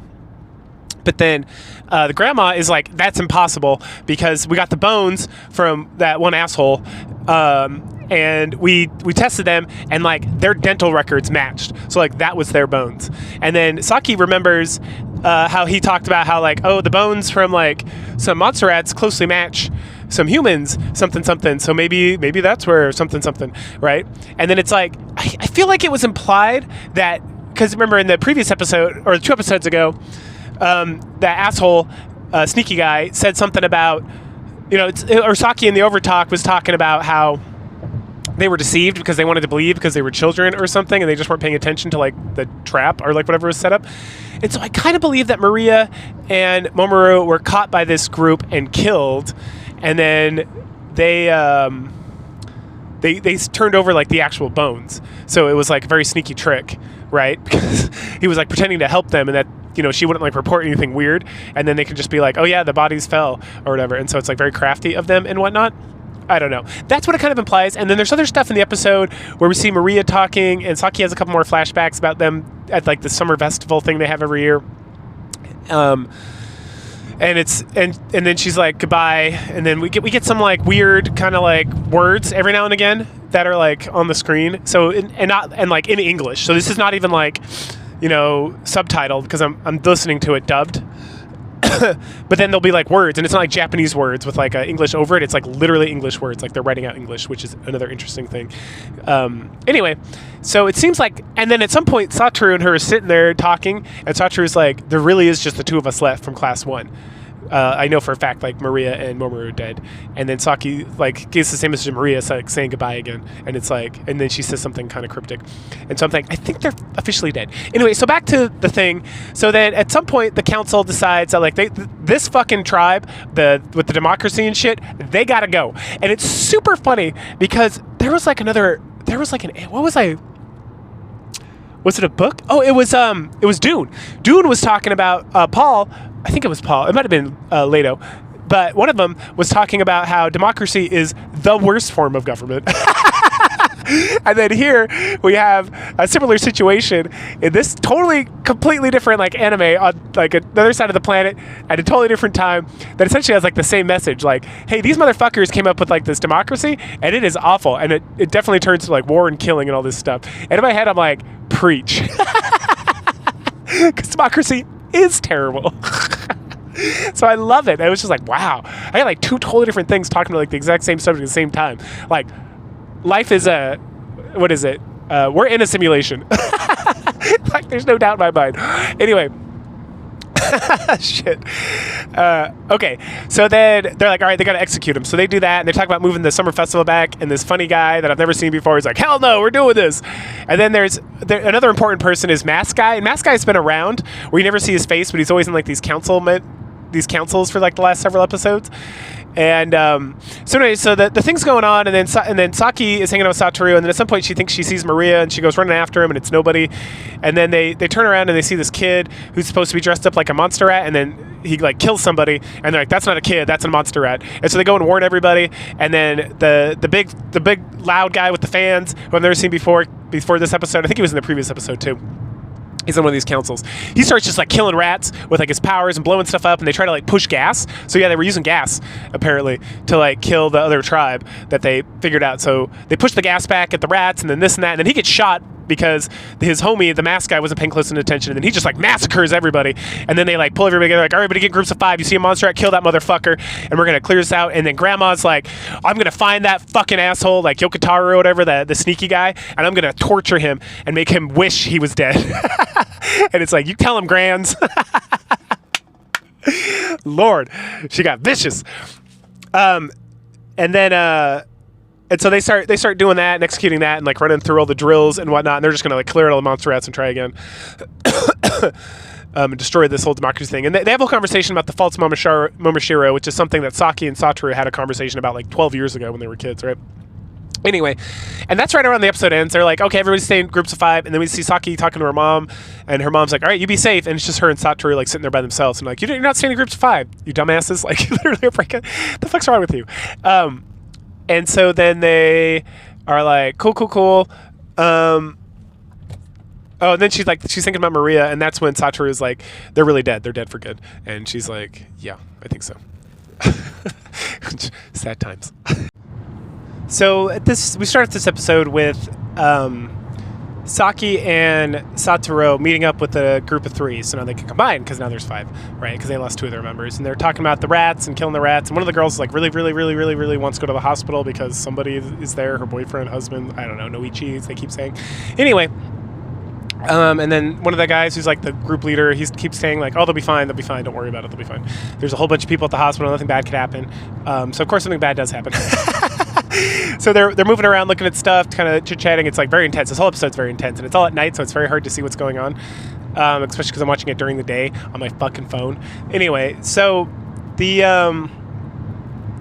get to the hospital, and it's super sketchy as fuck, and one guy's like, I'm gonna go check out and see what's going on inside, and they're like, and then everyone's about to get out of the boat, and then Satoru, who is like becoming a real smarty pants, is like, no, it's a trap, we should not do that. And it's like, well, what should we do? Should we just wait here? Should we call him back? And it's like, let him go.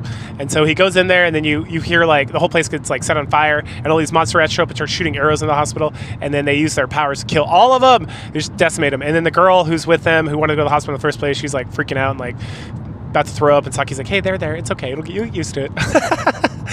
So then Satoru's like, all right, I'm gonna go inside and look, and they go back, and she's like, no, Saki's like, no, stop, you don't want to get attacked from a rear. And it's like, no, it's cool, they're all dead, don't worry about it. And it's like, bro, you just said the same thing, so what? Anyway, so then Saki decides she's gonna go with him, and so does the girl, but the boy, the leader guy, is gonna stay there at the boat and just kind of hang tight, so they have like a way to escape or whatever. So they go inside, and they're wandering around. They see some dead bodies and stuff. They find the guy. He's dead. And then they go upstairs, and they find 3 live people, and they're all wrapped up. And they, like, release them, and they're freaking out. And they're like, oh, no, it's going to come back. It's coming back. You guys got to get out of here. It's all blah, blah, blah, blah, blah. And they keep seeing, like, a purple light and a purple light. And then finally they get, like, 2 of the people. The third one, like, ran off. And then the other 2, they're with them, and they're leaving the hospital. And then they see this, like, crazy purple light outside. It's like a purple flame. And then the guy on the boat is being, like, attacked by it. And he just gets, like, turned up. And they're like, fuck. And then it kind of, like, meanders away. And they're like, all right, we got to go. And so they start to go. And then one of the guys is like, I'm going this way by myself. Adios. And he's like, no, man, we got to stick together. We're better together. He's like, you saw that thing. It doesn't matter if you stick together or not. I'm out. So he takes off. And then Saki keeps thinking, and it looks like from like her recollection that this is an ogre, right? So that this ogre somehow, and they kind of get into a conversation about it, but then they get interrupted. How it seems like this is how the army of Kitamaro got destroyed. This is Yoda Taru or whatever, like sneaky potamus. He's somehow utilizing this ogre to like do this thing, because they have a conversation about him and how he's like so crafty, and he's like, there's no way he'd attack this village if he didn't know for a fact that he would win. And then it's like you have all these rat beasts, these monster rats that are from like different tribes, and they talk a little bit about how the one tribe like betrayed and went to the other tribe, and it's like, why would they do that unless they were like for sure they were gonna like get some advantage out of it, like, right? And then the other guys in the group, this is like beforehand, I forgot to talk about this, are like, there's no way they're that crafty. And then Saki and Satoru are like, oh no, they're pretty crafty, and this guy's been around for a long time, for like rat people time, right? Because they met him when they were like 12 years old initially. Maybe even younger, because I met him on that summer trip. Was that when they were 12? I think so. And then 2 years went by. Yeah. I think that. I'm pretty sure that's when they met him, and that's when they found the false Momoshiro and all that good stuff. They should just kill that motherfucker then. Anyway, so okay, going back to later in the episode, they're about to get on the boats and head back and get people, and then like the nurse they rescue. The woman, so there's now 4 of them, right? She's like really freaking out, and she doesn't want to go, and she's like, oh no, something. And then the woman that was looking for her buddy at the hospital is like, I'm gonna stay here, you guys go and get help. And they're like, no man, we all gotta go together. And like, no, you guys just go, trust me. And it's like, oh, okay, whatever. So then Saki and Satoru, they get in the boat, and they're like laying down in it, and they're just like letting the boat glide down the river, trying to be like as inconspicuous as possible. And then Satoru starts talking about the whole situation about what this thing is. Like, you saw what it is. Like, how does this thing exist? Like, the education committee is really good at shutting this shit down. Like, obviously it's Mamoru or Maria, I would assume, unless they really are dead. So, which we were told they were dead, and I believe that. Who knows? I guess we'll find out in future episodes. But at this juncture, and then he's about to say something he's really come up with that's gonna like reveal a lot of stuff, and he's like, wait, you hear that? Get quiet. Just talk normally. And it's like, what? It's the other boat we brought. And it's like, what? And it's like, yeah, it's following behind us. Dun, dun, dun. And then the episode ends. So they're trying to figure out what to do to get away from this ogre. And they decide that because it's late, they're going to create like a mirror, and then they're going to both sneak off the boat and kind of go hide in the reeds and whatever. So they do that, and the ogre finally realizes what's going on, destroys their boat, and like freaks out, and then kind of like meanders out of there. So they lay there the rest of the night, and in the morning they find like a place to stay, or in the evening they find a place to stay, and then Saki has like some kind of like crazy recollection about stuff people have been telling her about like advancing technology and whatnot.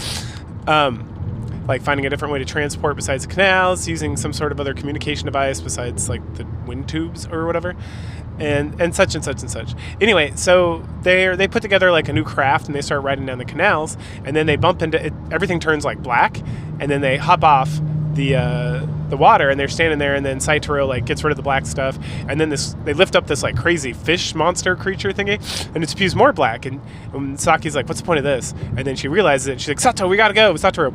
And so they like both like take off, and then there's like an explosion, because these things like they push out like gunpowder or something, and then they like self-emulate. And it looks like Satoru's dead, unfortunately, so that's the end of that. But she gets blown into the sky, and then she feels like the presence of Shun come and like grab her so that she can rescue herself, and then she crashes into some like sunflowers. And then she's meandering back when there's like an attack on her, and so she runs away from that, and then eventually she finds out that the attack is some other guy, and she's like, wait, no, I'm human, stop. And he's like, oh, sorry, I thought you were a monster rat. And it's just some kid who was helping out with the security of everything, and he tells her like everything that happened, that there was like this big attack, and the monster rats were using guerrilla tactics, and the humans weren't just like really used to it, so there was a lot of casualties on both sides. But eventually the sunrise came, and it seemed like the attack was over because they had like driven off the monster rats. But that was not the case, because then they had a bunch of those like fish explosion monsters, and they came in and they blew up a whole bunch of shit, and so then they had to like took out the canal so that the monsters couldn't get in there and keep exploding. And Saki, like in her overtalk, kind of talks about how like we completely underestimated the monster rats and their vicious, not even their viciousness, their like craftiness, and like we're completely unprepared and everything. And so her and the boy get back to the town, and there's somebody like begging for water or something, and the guy's like, I gotta go, and then she's like, I gotta go talk to somebody else, and the lady's like, oh no, the boy's gonna go get her some water, and this lady's like, oh, something, and Saki's like, got it. And so then she heads to like the main area to find grandma, and grandma's like beat the shit out of, like, she's like, oh, I'm okay, I'm fine. And then she's like, Saki, I need you to take over for me, and she's like, there's an ogre here, and she's like, oh my goodness, we're fucked. And it's like, no, isn't there a way to overcome it, to like defeat the ogre? And she's like, nope. And it's like, what about 2 centuries ago when you guys defeated it? She's like, that was pure luck. And then some other guy runs in, he's like, the ogre's coming, right? And so it's like, well, you guys gotta go. You gotta go to this area over here. That's where everyone's gathering. Saki, if your parents are alive, they'll be there. And then you're my guardian, but you gotta go with her because you gotta announce to everybody in the area, like all the other villages and stuff, they gotta get the fuck out of here because there's an ogre stomping around doing stuff. And he's like, got it. And so he grabs Saki to pull her out of there. And Saki's like, no, what about her? And it's like, that's what she wants. We gotta go. And so then they head on their way. And Tomaru, or whatever her name is, the old woman, just gets ready to die, I guess. So once they get outside, they get ready to kind of piece out of there. And then the guy who's like the strongest of all, he's standing there announcing that they're going to destroy these rats and whatnot. And then the rats do something where there's like a cave-in or like an explosion or whatever. And then the guy who's with Saki is like, we better get out of here. We have things we got to do. I got to go warn everybody, and you got to take care of your stuff. And then they...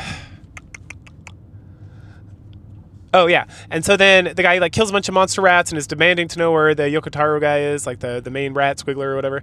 And then all this, and he's killing the rats and whatnot. And then all of a sudden the ogre shows up, and Saki finally sees the ogre, and it looks just like Maria, because Maria and Mamoru are dead and the rats did kill them, but they had a baby first. So they took the baby, and then they've been raising the baby as an ogre, and that was their secret plan over the last like 10 years, right? Was they raised this child that Mamoru and Maria had, and that goes all the way back to like one of the first episodes where in the overtalk, Saki's like, it would have been better if Maria had died, which is true, because of that. They created an ogre, and then so the ogre kills the guy and starts killing everybody in town, and then Satoru's arrived. So he lived. Oh, crazy. So he's alive. And so Satoru and Saki and then the guardian, they run off and they get into like the warrens of like the monster rats to kind of escape, and they find a monster rat and they quiz him on what's going on and what to do. And the guy's like, fuck you, like we're taking over. You guys never treated us like equals, and we're a lot smarter than you think we are, and you just use us as slaves and all this stuff. And he's like, whatever, Yokotaro's using the slaves. And he's like, whatever, it's for the cause. The cause is so the monster rats can like overtake the humans and be in charge and whatnot. And so they kill that guy, and then they move on, and then the guy's like, I gotta go do this stuff so I can announce to everybody like escape from the ogre and whatnot. And meanwhile, you guys got to go to the Temple of like Purification. So they split up, and they start hearing the announcements, and they're traveling, and they're talking about just random stuff and traveling. And eventually they hear the announcements, and then at the end of the day, they hear like the song that they always plays at the end of the day. That's like the welcome home song that lets everybody know they need to like head home and chill. And so they're like sad about that and crying and whatnot. And eventually they make it to, and then the song gets like cut off. So the guy clearly got killed.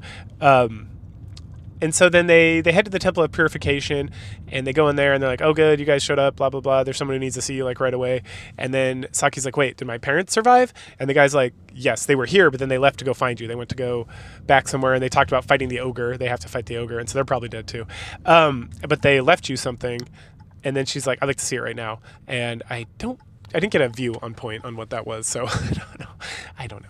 Anyway, so then they go talk to him, and it's Inoue. And who's Inoue? Inoue is the guy who got sent with the other guys to, like, they sent the 5 of them together to go kill the Rat Warren, which is, like, Yokomaru's tribe. So they headed over there to, like, take care of that business.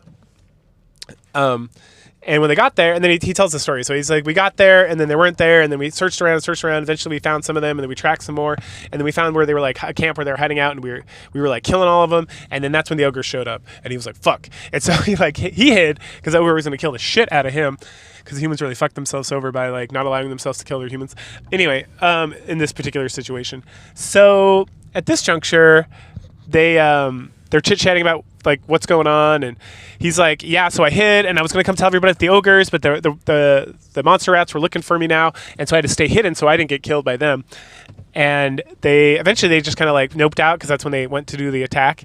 And so at that point, I head back, but I head to like this one village first. When I got to that village, everything was destroyed, except they did that thing that they do. And I couldn't believe they did it with like the humans, because they always did it with each other. And then Saki remembers the whole conversation she had with Kitamaro a long time ago, where when the rats take over like another rat nest, they take all the babies and as their babies and they kill the queen. So now they have it helps them. So now they have a whole force. And then it's like, wait, they took all the infants? And it's like, yes. And then they all realize that so they essentially stole Mamoru's and Maria's baby, killed her, turned the baby into an ogre, and we see like a shot of like one of the monster rats like giving her like drugs or something, or like patting her on the head, like they're essentially like a killing machine for the monster rats because they like raise them and would like go kill humans, and then. What they're going to do next is they got a whole batch of babies. So in like 10 years, they're going to have a whole batch of ogres. And then Saki's like, not only can they're going to destroy all of Japan, then they're going to be able to move and destroy everything because they're going to have the whole world has these like psychics, but they're all like inhibiting themselves, right? Or like whatever, supposedly. And so, but the monster rats are going to have this whole legion of ogres and they're going to keep growing it to like this monstrous force that just they have complete control over. And then they're going to create like a whole monster rat empire that's going to take over the whole world and whatnot. So they like essentially recreated this whole situation, and that's what they've been doing. So Rut-row. So at this juncture, it seems like humanity is pretty fucked.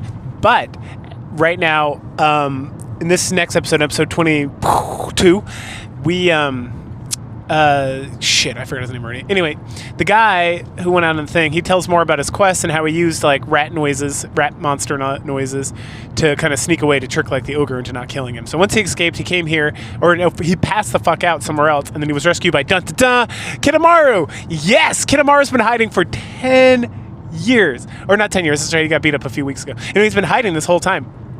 And he found this guy, brought him to the temple, and then they put him in the prison because he's a rat monster. But he is like the most noble of all rat monsters. And he's great. So anyway, so at this point, Saki gets her gift from her mom, and it's a Momoshiro, right? It's one of these library things. And then a note saying that her and her dad are probably going to be dead because they're going to go do what they got to do to like stop the ogre.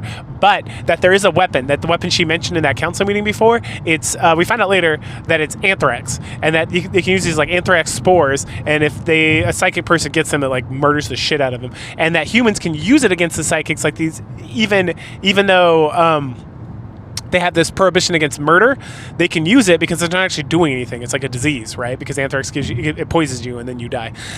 So that is like that might be the only solution to stopping the ogre is this thing.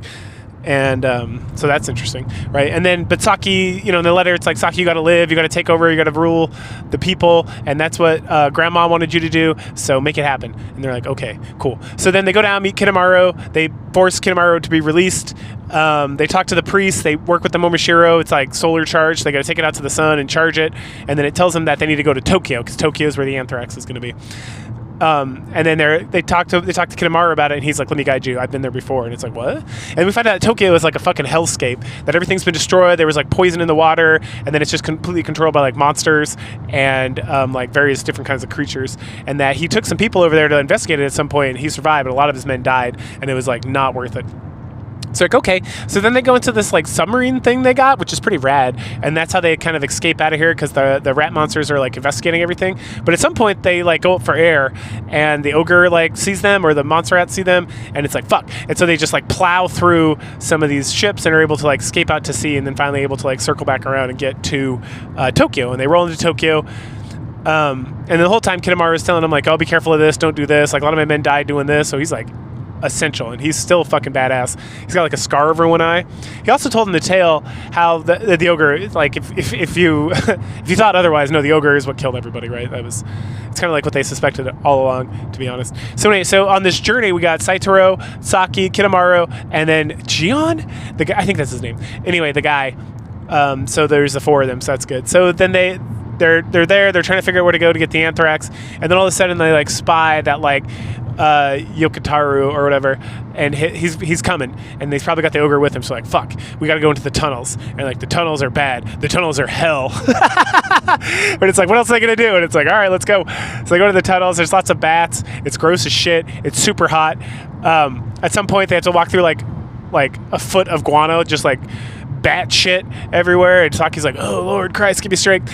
And then at another point, Saitaro gets attacked by some like fucking D&D monster that like falls down from the ceiling and grabs onto his shoulder and starts like biting into him. And so they burn that thing, and then Jion like burns the rest of them, and it's like shit. And then Kitamaro's like, yeah, you gotta stop the blood, otherwise you're gonna be in a lot of trouble. And then Saki's like, man, this is hell. And then Kitamaro's like, this is heaven compared to what's in the future. And like, the fuck? Oh, the whole time it's one of the excellent reasons that he's here is that he can sniff. Like the monster rats apparently have extremely good smell, and so he's able to, when they're in the sub, for example, earlier on, he can be like, hey, there's some monster rats coming, we should dive. All right, we can go back out. All right, dive again. And then here he's part of him is like, I smell something. And then in the tunnels, he's like, I smell the ogre and not Kitamaro and Yokotaro. And he's got like 4 or 5 other guys with him. And they'll soon know who we are and exactly what we are because Yokotaro's like met them all before, so he'll be able to smell and tell the difference between the smells. And they're like, fuck. But they got some time, and it seems like they're going like a different route around. And then they talk about why Yokotaro would come, and then why he'd bring the ogre. And it's like, well, the ogre's going to kill them, and the Yokotaro is coming because if he loses the ogre, he loses like his grand plan, right? I guess he still got the infants. And then they talk a little bit about like, is the ogre actually an ogre? Like, what's going on? And it's like, well, ogres are like mutants, something, because like human beings they're like bred not to like hurt each other. And it's like, well, is it like a drug thing or is it mind washing? Like, what are they doing? And they're like, I don't know. They have a little conversation about that. But very exciting to see how this ends up and see if they're able to get. They call it like the Psycho Blaster, and it's just, and then at some point the Momoshiro's in the back talking, and it's just like Anthrax, and it's like, oh, I see, makes sense. It's time for a montage of walking through the tunnels, killing monsters and stuff. There's these shadow monsters that they cannot be affected apparently, and they are the alpha predator of the area, according to the Momoshiro on their back. Kitamaro mentions that these things are what killed most of his force, but they're able to escape away from it. Eventually they get to this like rapid river, and it's the anthrax they need is like right beyond this point, but they don't have anything to build, anything to go in the water. If they jump in the water, they'll probably get smashed against the rocks because the current's too strong, yada, yada, yada, right? So it's like, okay, what are we going to do now? There's 3 groups. Kitamaro identifies there's 3 groups of the monster rats. There's the ogre, and one of them chasing him. There's another group. There's a group on the surface with hawks. They're like, we could go straight to the surface, but they'll probably pick us off immediately. So the best course of action is someone will go back along the trail they already took to get here because of the scent is already there, so they're not going to like think there's a scent going back and forth. And then another group will go a different way to like pull them a different direction. So we follow Saki and Inoue, who's the guy who survived, like the head fighter guy, and they head back towards the ship. And as they're walking and talking about stuff, Saki's like having a real tough time. She keeps seeing like images of Shun telling her things because he explains it as he is etched on her soul because of his powers, so that it's like him, but it's not him, and that he's giving her advice. And at some point she's like, are you going to help me defeat the ogre? Or he's like, you're going to be safe, don't worry about it. And she's like, safe from the ogre? And then Shun's like, it's not an ogre. And she's like, huh. No further explanation at this point. And then Inoue has some concerns. He's like, hey, I don't trust Kitamaro, by the way. And she's like, what? Why not? And he's like, he's just not telling us everything that's been going on. So he said he lost, like the Kitamaro that I know, if he lost anybody, he would have turned back immediately. Like, why was he so intent on coming here and trying to figure stuff out? And then she's like, I don't know. And he's like, also, why, like, again, like he never told us why they came here.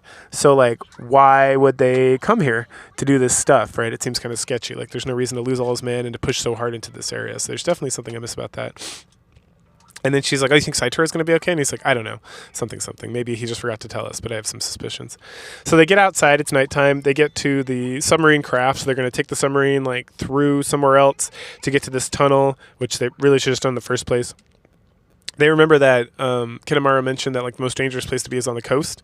And so they asked the Momoshiro about it, and it mentions right before its battery dies that the biggest threat is these like, I can't remember what to call them, but they're like these like giant water centipede things. And so they're out there in the water and they get attacked by one, but Inoue destroys it because he's like such a great fighter and stuff. And then he creates like electricity with his powers to charge the Momoshiro while they're traveling through the water. And then they take the submarine. They get to the point where they were before. They don't see Kitamaro or Saitoro, and like, we just got to go. We have to get this thing done. And then Inoue even gets Saki to promise him. He's like, he has a whole conversation about how he feels like a ghost, how he should have died. Like the people who his like army squad is like, he was closer to them than his own family, and that, you know, he's just lucky to be alive. And so he makes her promise that no matter what happens to him, that he's going to die protecting her, but no matter what happens to him, that she'll take care of the ogre situation. And she's like, okay. And then she starts getting like more flashbacks of like Shun talking to her and stuff, and like, tell me what your name is. And he's like, you know my name. You just have a mental block. You just got to get over it. Anyway, so then they have to like walk the last 100 meters to get to the building inside the building where they get like into the lab where they can get the anthrax or whatever. And so as they're doing that, they get attacked by one of these like crazy centipede monsters, and Saki dodges out of the way, but Inuo like takes it like a champ and destroys it, but it looks like he dies too. And so she freaks out and she's like crying and everything. But eventually she finds this crazy looking like, it's not like, the thing's not just like in a paper bag or like a storage box. It's in this like crazy archaic looking like alchemist thing, and there's a bunch of the powder in there. And then she's like, okay. And then she like, and it's in like a safe. And then she like blasts her way out of this building that she climbed all the way up. And she's like it's like she can see the surrounding Tokyo area, and it's like morning time, and the bats are flying around. And then she sees Shun, and so she chases after him, and runs up to him. And right as he's like turning, like whatever like psychic manifestation or whatever. Like, because at first she walks up and he's just sitting there, and then he moves, and then she like chases after him, and finally she catches up with him, and she's like, Shun! And that wraps up episode 23. So hey, it's not Shun, it's Yokomaru. He's like, oh, thank goodness I found you. And she's like, where's Saito? Is he dead? And he's like, no, he's fine. Oh no, he got injured. We killed a bunch of guys, but he's resting in that cave over there. So then they go over there, and Saitaro takes the anthrax away from her and holds on to it, and then Kitamaro covers himself in bat guano so he can be like a ninja. And then we have like a whole back and forth where they're like kind of hunting. Well, and they have a discussion about like, should we hunt the ogre? Probably the best chance they have is hunt ogre now, because if they end up going back, they got to fight through all the monster rats and the ogre. And then the whole time Shun's like, it's not an ogre. Hey, this is a trap. He's like really helping her out a lot, because at some point Kitamaro like distracts them, and then they go to like draw the ogre into a trap, but then it's a trap, and Saki like figures it out right before it happens, and then they meet back up with Kitamaro, and they're just like, fuck. And then at some point the ogre's there, and then Saitaro goes and throws the anthrax, and then we have like this overdub with Saki, and she's like, this is it. It could have all ended right here. It would have killed them, the ogre, but it was so close to Saitaro that it would have killed him too, and then I would have been alone. I've been the last member of Class 1, and she just kind of like freaks out, and then she's like, and then Shun's like, it's not an ogre.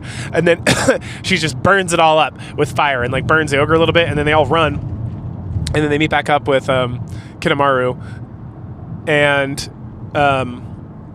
they have a conversation, and Kitamaru's very like nonchalant about the whole situation. He's like, hey, it is what it is, fucking whatever. And Saito's like, I get it, because she's like, I couldn't lose you too, something, and he's like, no, it's okay, we'll figure it out. And then they're chatting, and then it's like the ogre's stomping around, and they try to go out one way, and they get like shot at, and then they hear Yokomaru, who's Squiggler or whatever, and he's like, oh, please come out, we're all intelligent beings, we just want to have a chit chat and whatnot. And Kitamaru's like, that's total bullshit. He just wants to bring us higher, so he'll kill us. And then the ogre comes by, and they're like super quiet. And then again, Saki is like, Shun's talking to Saki, and he's like, hey, you got to remember, there's a way to fix this. There's a way to cure her. At some point, she's like, what if she just doesn't realize she's human because she thinks she's a monster rat? She's surrounded by monster rats. So they throw up like a mirror, and then the ogre like stops for a second and like is like very confused and like looking at herself, and then she gets mad and shatters the mirror. Oh, that was before the anthrax thing. Okay, anyway, so now they're talking, and she's like, I have a plan, because she was like, remember what happened upstairs when we did our thing and you something, and he's like, that's how you do it. And she's like, oh, I figured it out. And they're like, what? And she's like, it's not an ogre. And then Satoru's like, bitch, please. And she's like, no, for realsies. She's not an ogre. We've had a way to defeat her this whole time. We just haven't, because we thought it was an ogre, we were looking at this the whole wrong way. And they're like, what do you mean? And she's like, there's one episode left in this series. You'll find out then. Da da da. So what's the plan? The plan is to dress Kitamaro up like a human, and then run out and kill a bunch of the rats, and then have the ogre lady attack Kitamaro and kill him, essentially, because dun dun dun, she's not an ogre. She thinks she's a monster rat. So the fact that she thinks she's a monster rat, when it's revealed that she killed the monster rat, the mark of shame is going to occur, which is going to cause her to have a heart attack and die.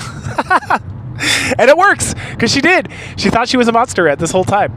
And that gets like way darker as we get further along, but we'll get to that in a minute. So anyway, so it works. And then Kitamaro, as he's dying, he begs Saki. He's like, please, the only thing I can ask for you is to save my mother, the queen of the Golden Hornet, or the Giant Hornet clan. And she's like, I'll do my best.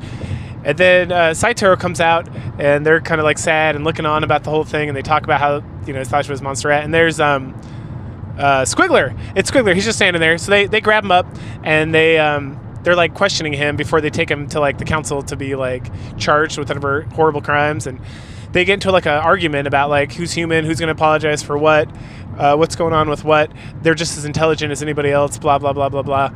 And Squiggler is not very repentant of anything that he did and killing innocent people and all that stuff. And he brings up the thing that Kinemaro brought up in the previous episode, which I don't know if I brought up, but they talk about how Kinemaro talked about how he wanted to overthrow the humans because he wanted to be free, didn't want to be slaves anymore, and that even when like the gods treat them well, like you never know if someone's just going to come in and because they did some weird thing that they weren't unaware of and kill everybody. And he's like, so when I came to Tokyo, I was trying to find that, right? That was like his whole purpose for coming there. Anyway, so Squiggler, who got his name as Yokohama or whatever, he doesn't want that name anymore. That's like his slave name, right? For the humans gave it to him. So now he's like, I'm Squiggler, blah, blah, blah, blah, blah. Call me Squiggler. And he says the same thing. He's like, I was trying to set my people free and like sacrificing people to make sure this happened. And they talk about Kinemaro, and he's like, Kinemaro lived in an old traditional sense, and like it was an old way, and we were evolving and becoming better, and something blah blah blah blah blah. Right? Okay. So then they take him back. He's standing naked in this like horrible looking room. These people are like the judge, jury, and executioners are all standing around, and they come out, and he says he's human, right? He's like, I'm human just like you. Something. How can you do this? Blah blah blah blah blah. And then, so they torture him. So what they do, they make him suffer like the most amount of pain the brain can possibly do, and then they heal him up, and they just like repeat the cycle like until he just kind of like fades away into non-existence. Like the worst punishment you could ever possibly do to anybody ever under any circumstance. So it's like ruh-roh. And then, okay. So then the Saki's like not happy about it, and Saichuro's not really happy about it either, and they're like talking about it, and they're thinking about like, we find out that her parents like they ran and they found like the most powerful guy with the 4 eyes. He was like on a crucifix or something on top of like the sacred barrier, and that they were able to kind of like slow down the ogre somehow by messing around with the rats, and then they went and like burned the library and like rescued people and all this stuff, and then finally they got up, and then the people at the temple, they all got killed too. But their prayers, their like mighty will, were able to slow the ogre down enough so that Saki and Satoru and Inoue and that whole crew, they were able to like escape to Tokyo and to get the thing, and then figure out the monster rat thing and take care of business there. All right, so then that's like the end of the episode almost. So then we get some more overdub, and Saki gets put in charge of like the ethics committee mutant research program because a lot of people die, so they gotta like, rebuild their thing, and so the ethics committee takes over the mutant breeding program, and then she's in there like playing around with like the mole rats or whatever, and then Saichiro comes in and she's like talking about like the kanji for different things, and how the kanji for like the monster rats is like an inverse of like human rat or like humans or whatever, and then Saichiro's like, yeah, that makes sense because I investigated the genome of the rats. Of the monster rats, and she's like, oh, that's forbidden knowledge, you're not allowed to do that, and he's like, yeah, fuck him. So I did it, and guess what, they have 23 like alleles or whatever, and she's like, what does that mean? And he's like, so mole rats have 30, and the only other creature on the face of the planet that has 23 alleles or whatever, DNA cycles or whatever, I don't understand genetics, are humans. And so then they're like, she's like, the fuck? And he's like, yeah, right. So what happened? It's like, well, it seems like at some point like hundreds of years ago they took like DNA from the mole rats and injected into humans, because they're just humans. Oh, Lord Christ. It's like Planet of the Apes. So the mole rats are humans, or they were human, and then they were injected and mixed with like this DNA slicing business or whatever. And it's like, why would they do that? Why would that happen? And he's like, you remember when they put the prohibition on like the use of powers against other human beings and to everyone with psychic powers, there was tribes, and they remember like all the way back in like episode like 2 or 3 when the Momoshiro was talking about how like the different histories and how there was like different tribes, and there was one tribe that had no powers, and they're like, yeah, if everyone who has powers is not allowed to use them against other humans, the most powerful organization is going to be those without powers because they have no compulsions not to do that. So they turned them into monster rats so that there would be no problem killing them, and they could keep them like a servitude and to kind of like have, I don't know, just have them around. It seems kind of odd they would do that, but instead of just like, let's kill them all and then we can then put the prohibition on. But that's what they did. And so Slugger or whatever, Squiggler was right. They were human. They were just like offshoots of human or whatever. And it's like, oh my gosh. And then Saki starts freaking out, and then Saichiro's like, they're not human anymore. You got to stop thinking like that. But that's why they're always like, don't, like when you kill monster rats, don't think about it. Jesus Christ. So what are they going to do with this? I don't know. Well, I can tell you what they do. They have a little montage, and it's like time goes by. They rebuild the town. Saitoru and Saki get married, of course, and they get her knocked up, and she's just like writing about it. Oh, at some point, she goes in to like where Squiggler is still being tortured like years later, and like burns him up. And then she's like, I could just pretend like I was so angry I burned him up, but instead I just told the truth, and there was no consequence about that from what the show was saying. It just kind of like moves on with their day, like no one really got that punished. But yeah, so yeah, that's From a New World. And so then at the very end, Saitoru's like hugging his pregnant wife Saki, and he's like, so you think we're better off than we were before? You think we're gonna do good? And she's like, I hope so, for our child's sake. Oh, and that's the end of the show. God damn. What a crazy, what a wild trip that was. But yeah, it was good. So that's From a New World. I liked it. It was wild. It was so wild. Like, I don't even know how to describe it. Some crazy stuff. Kind of all over the place a little bit. I wonder if it's based on anything, but I'm not going to look it up because I don't care. But yeah, go ahead and like, share, subscribe, comment, and I'll catch you guys later. Cool.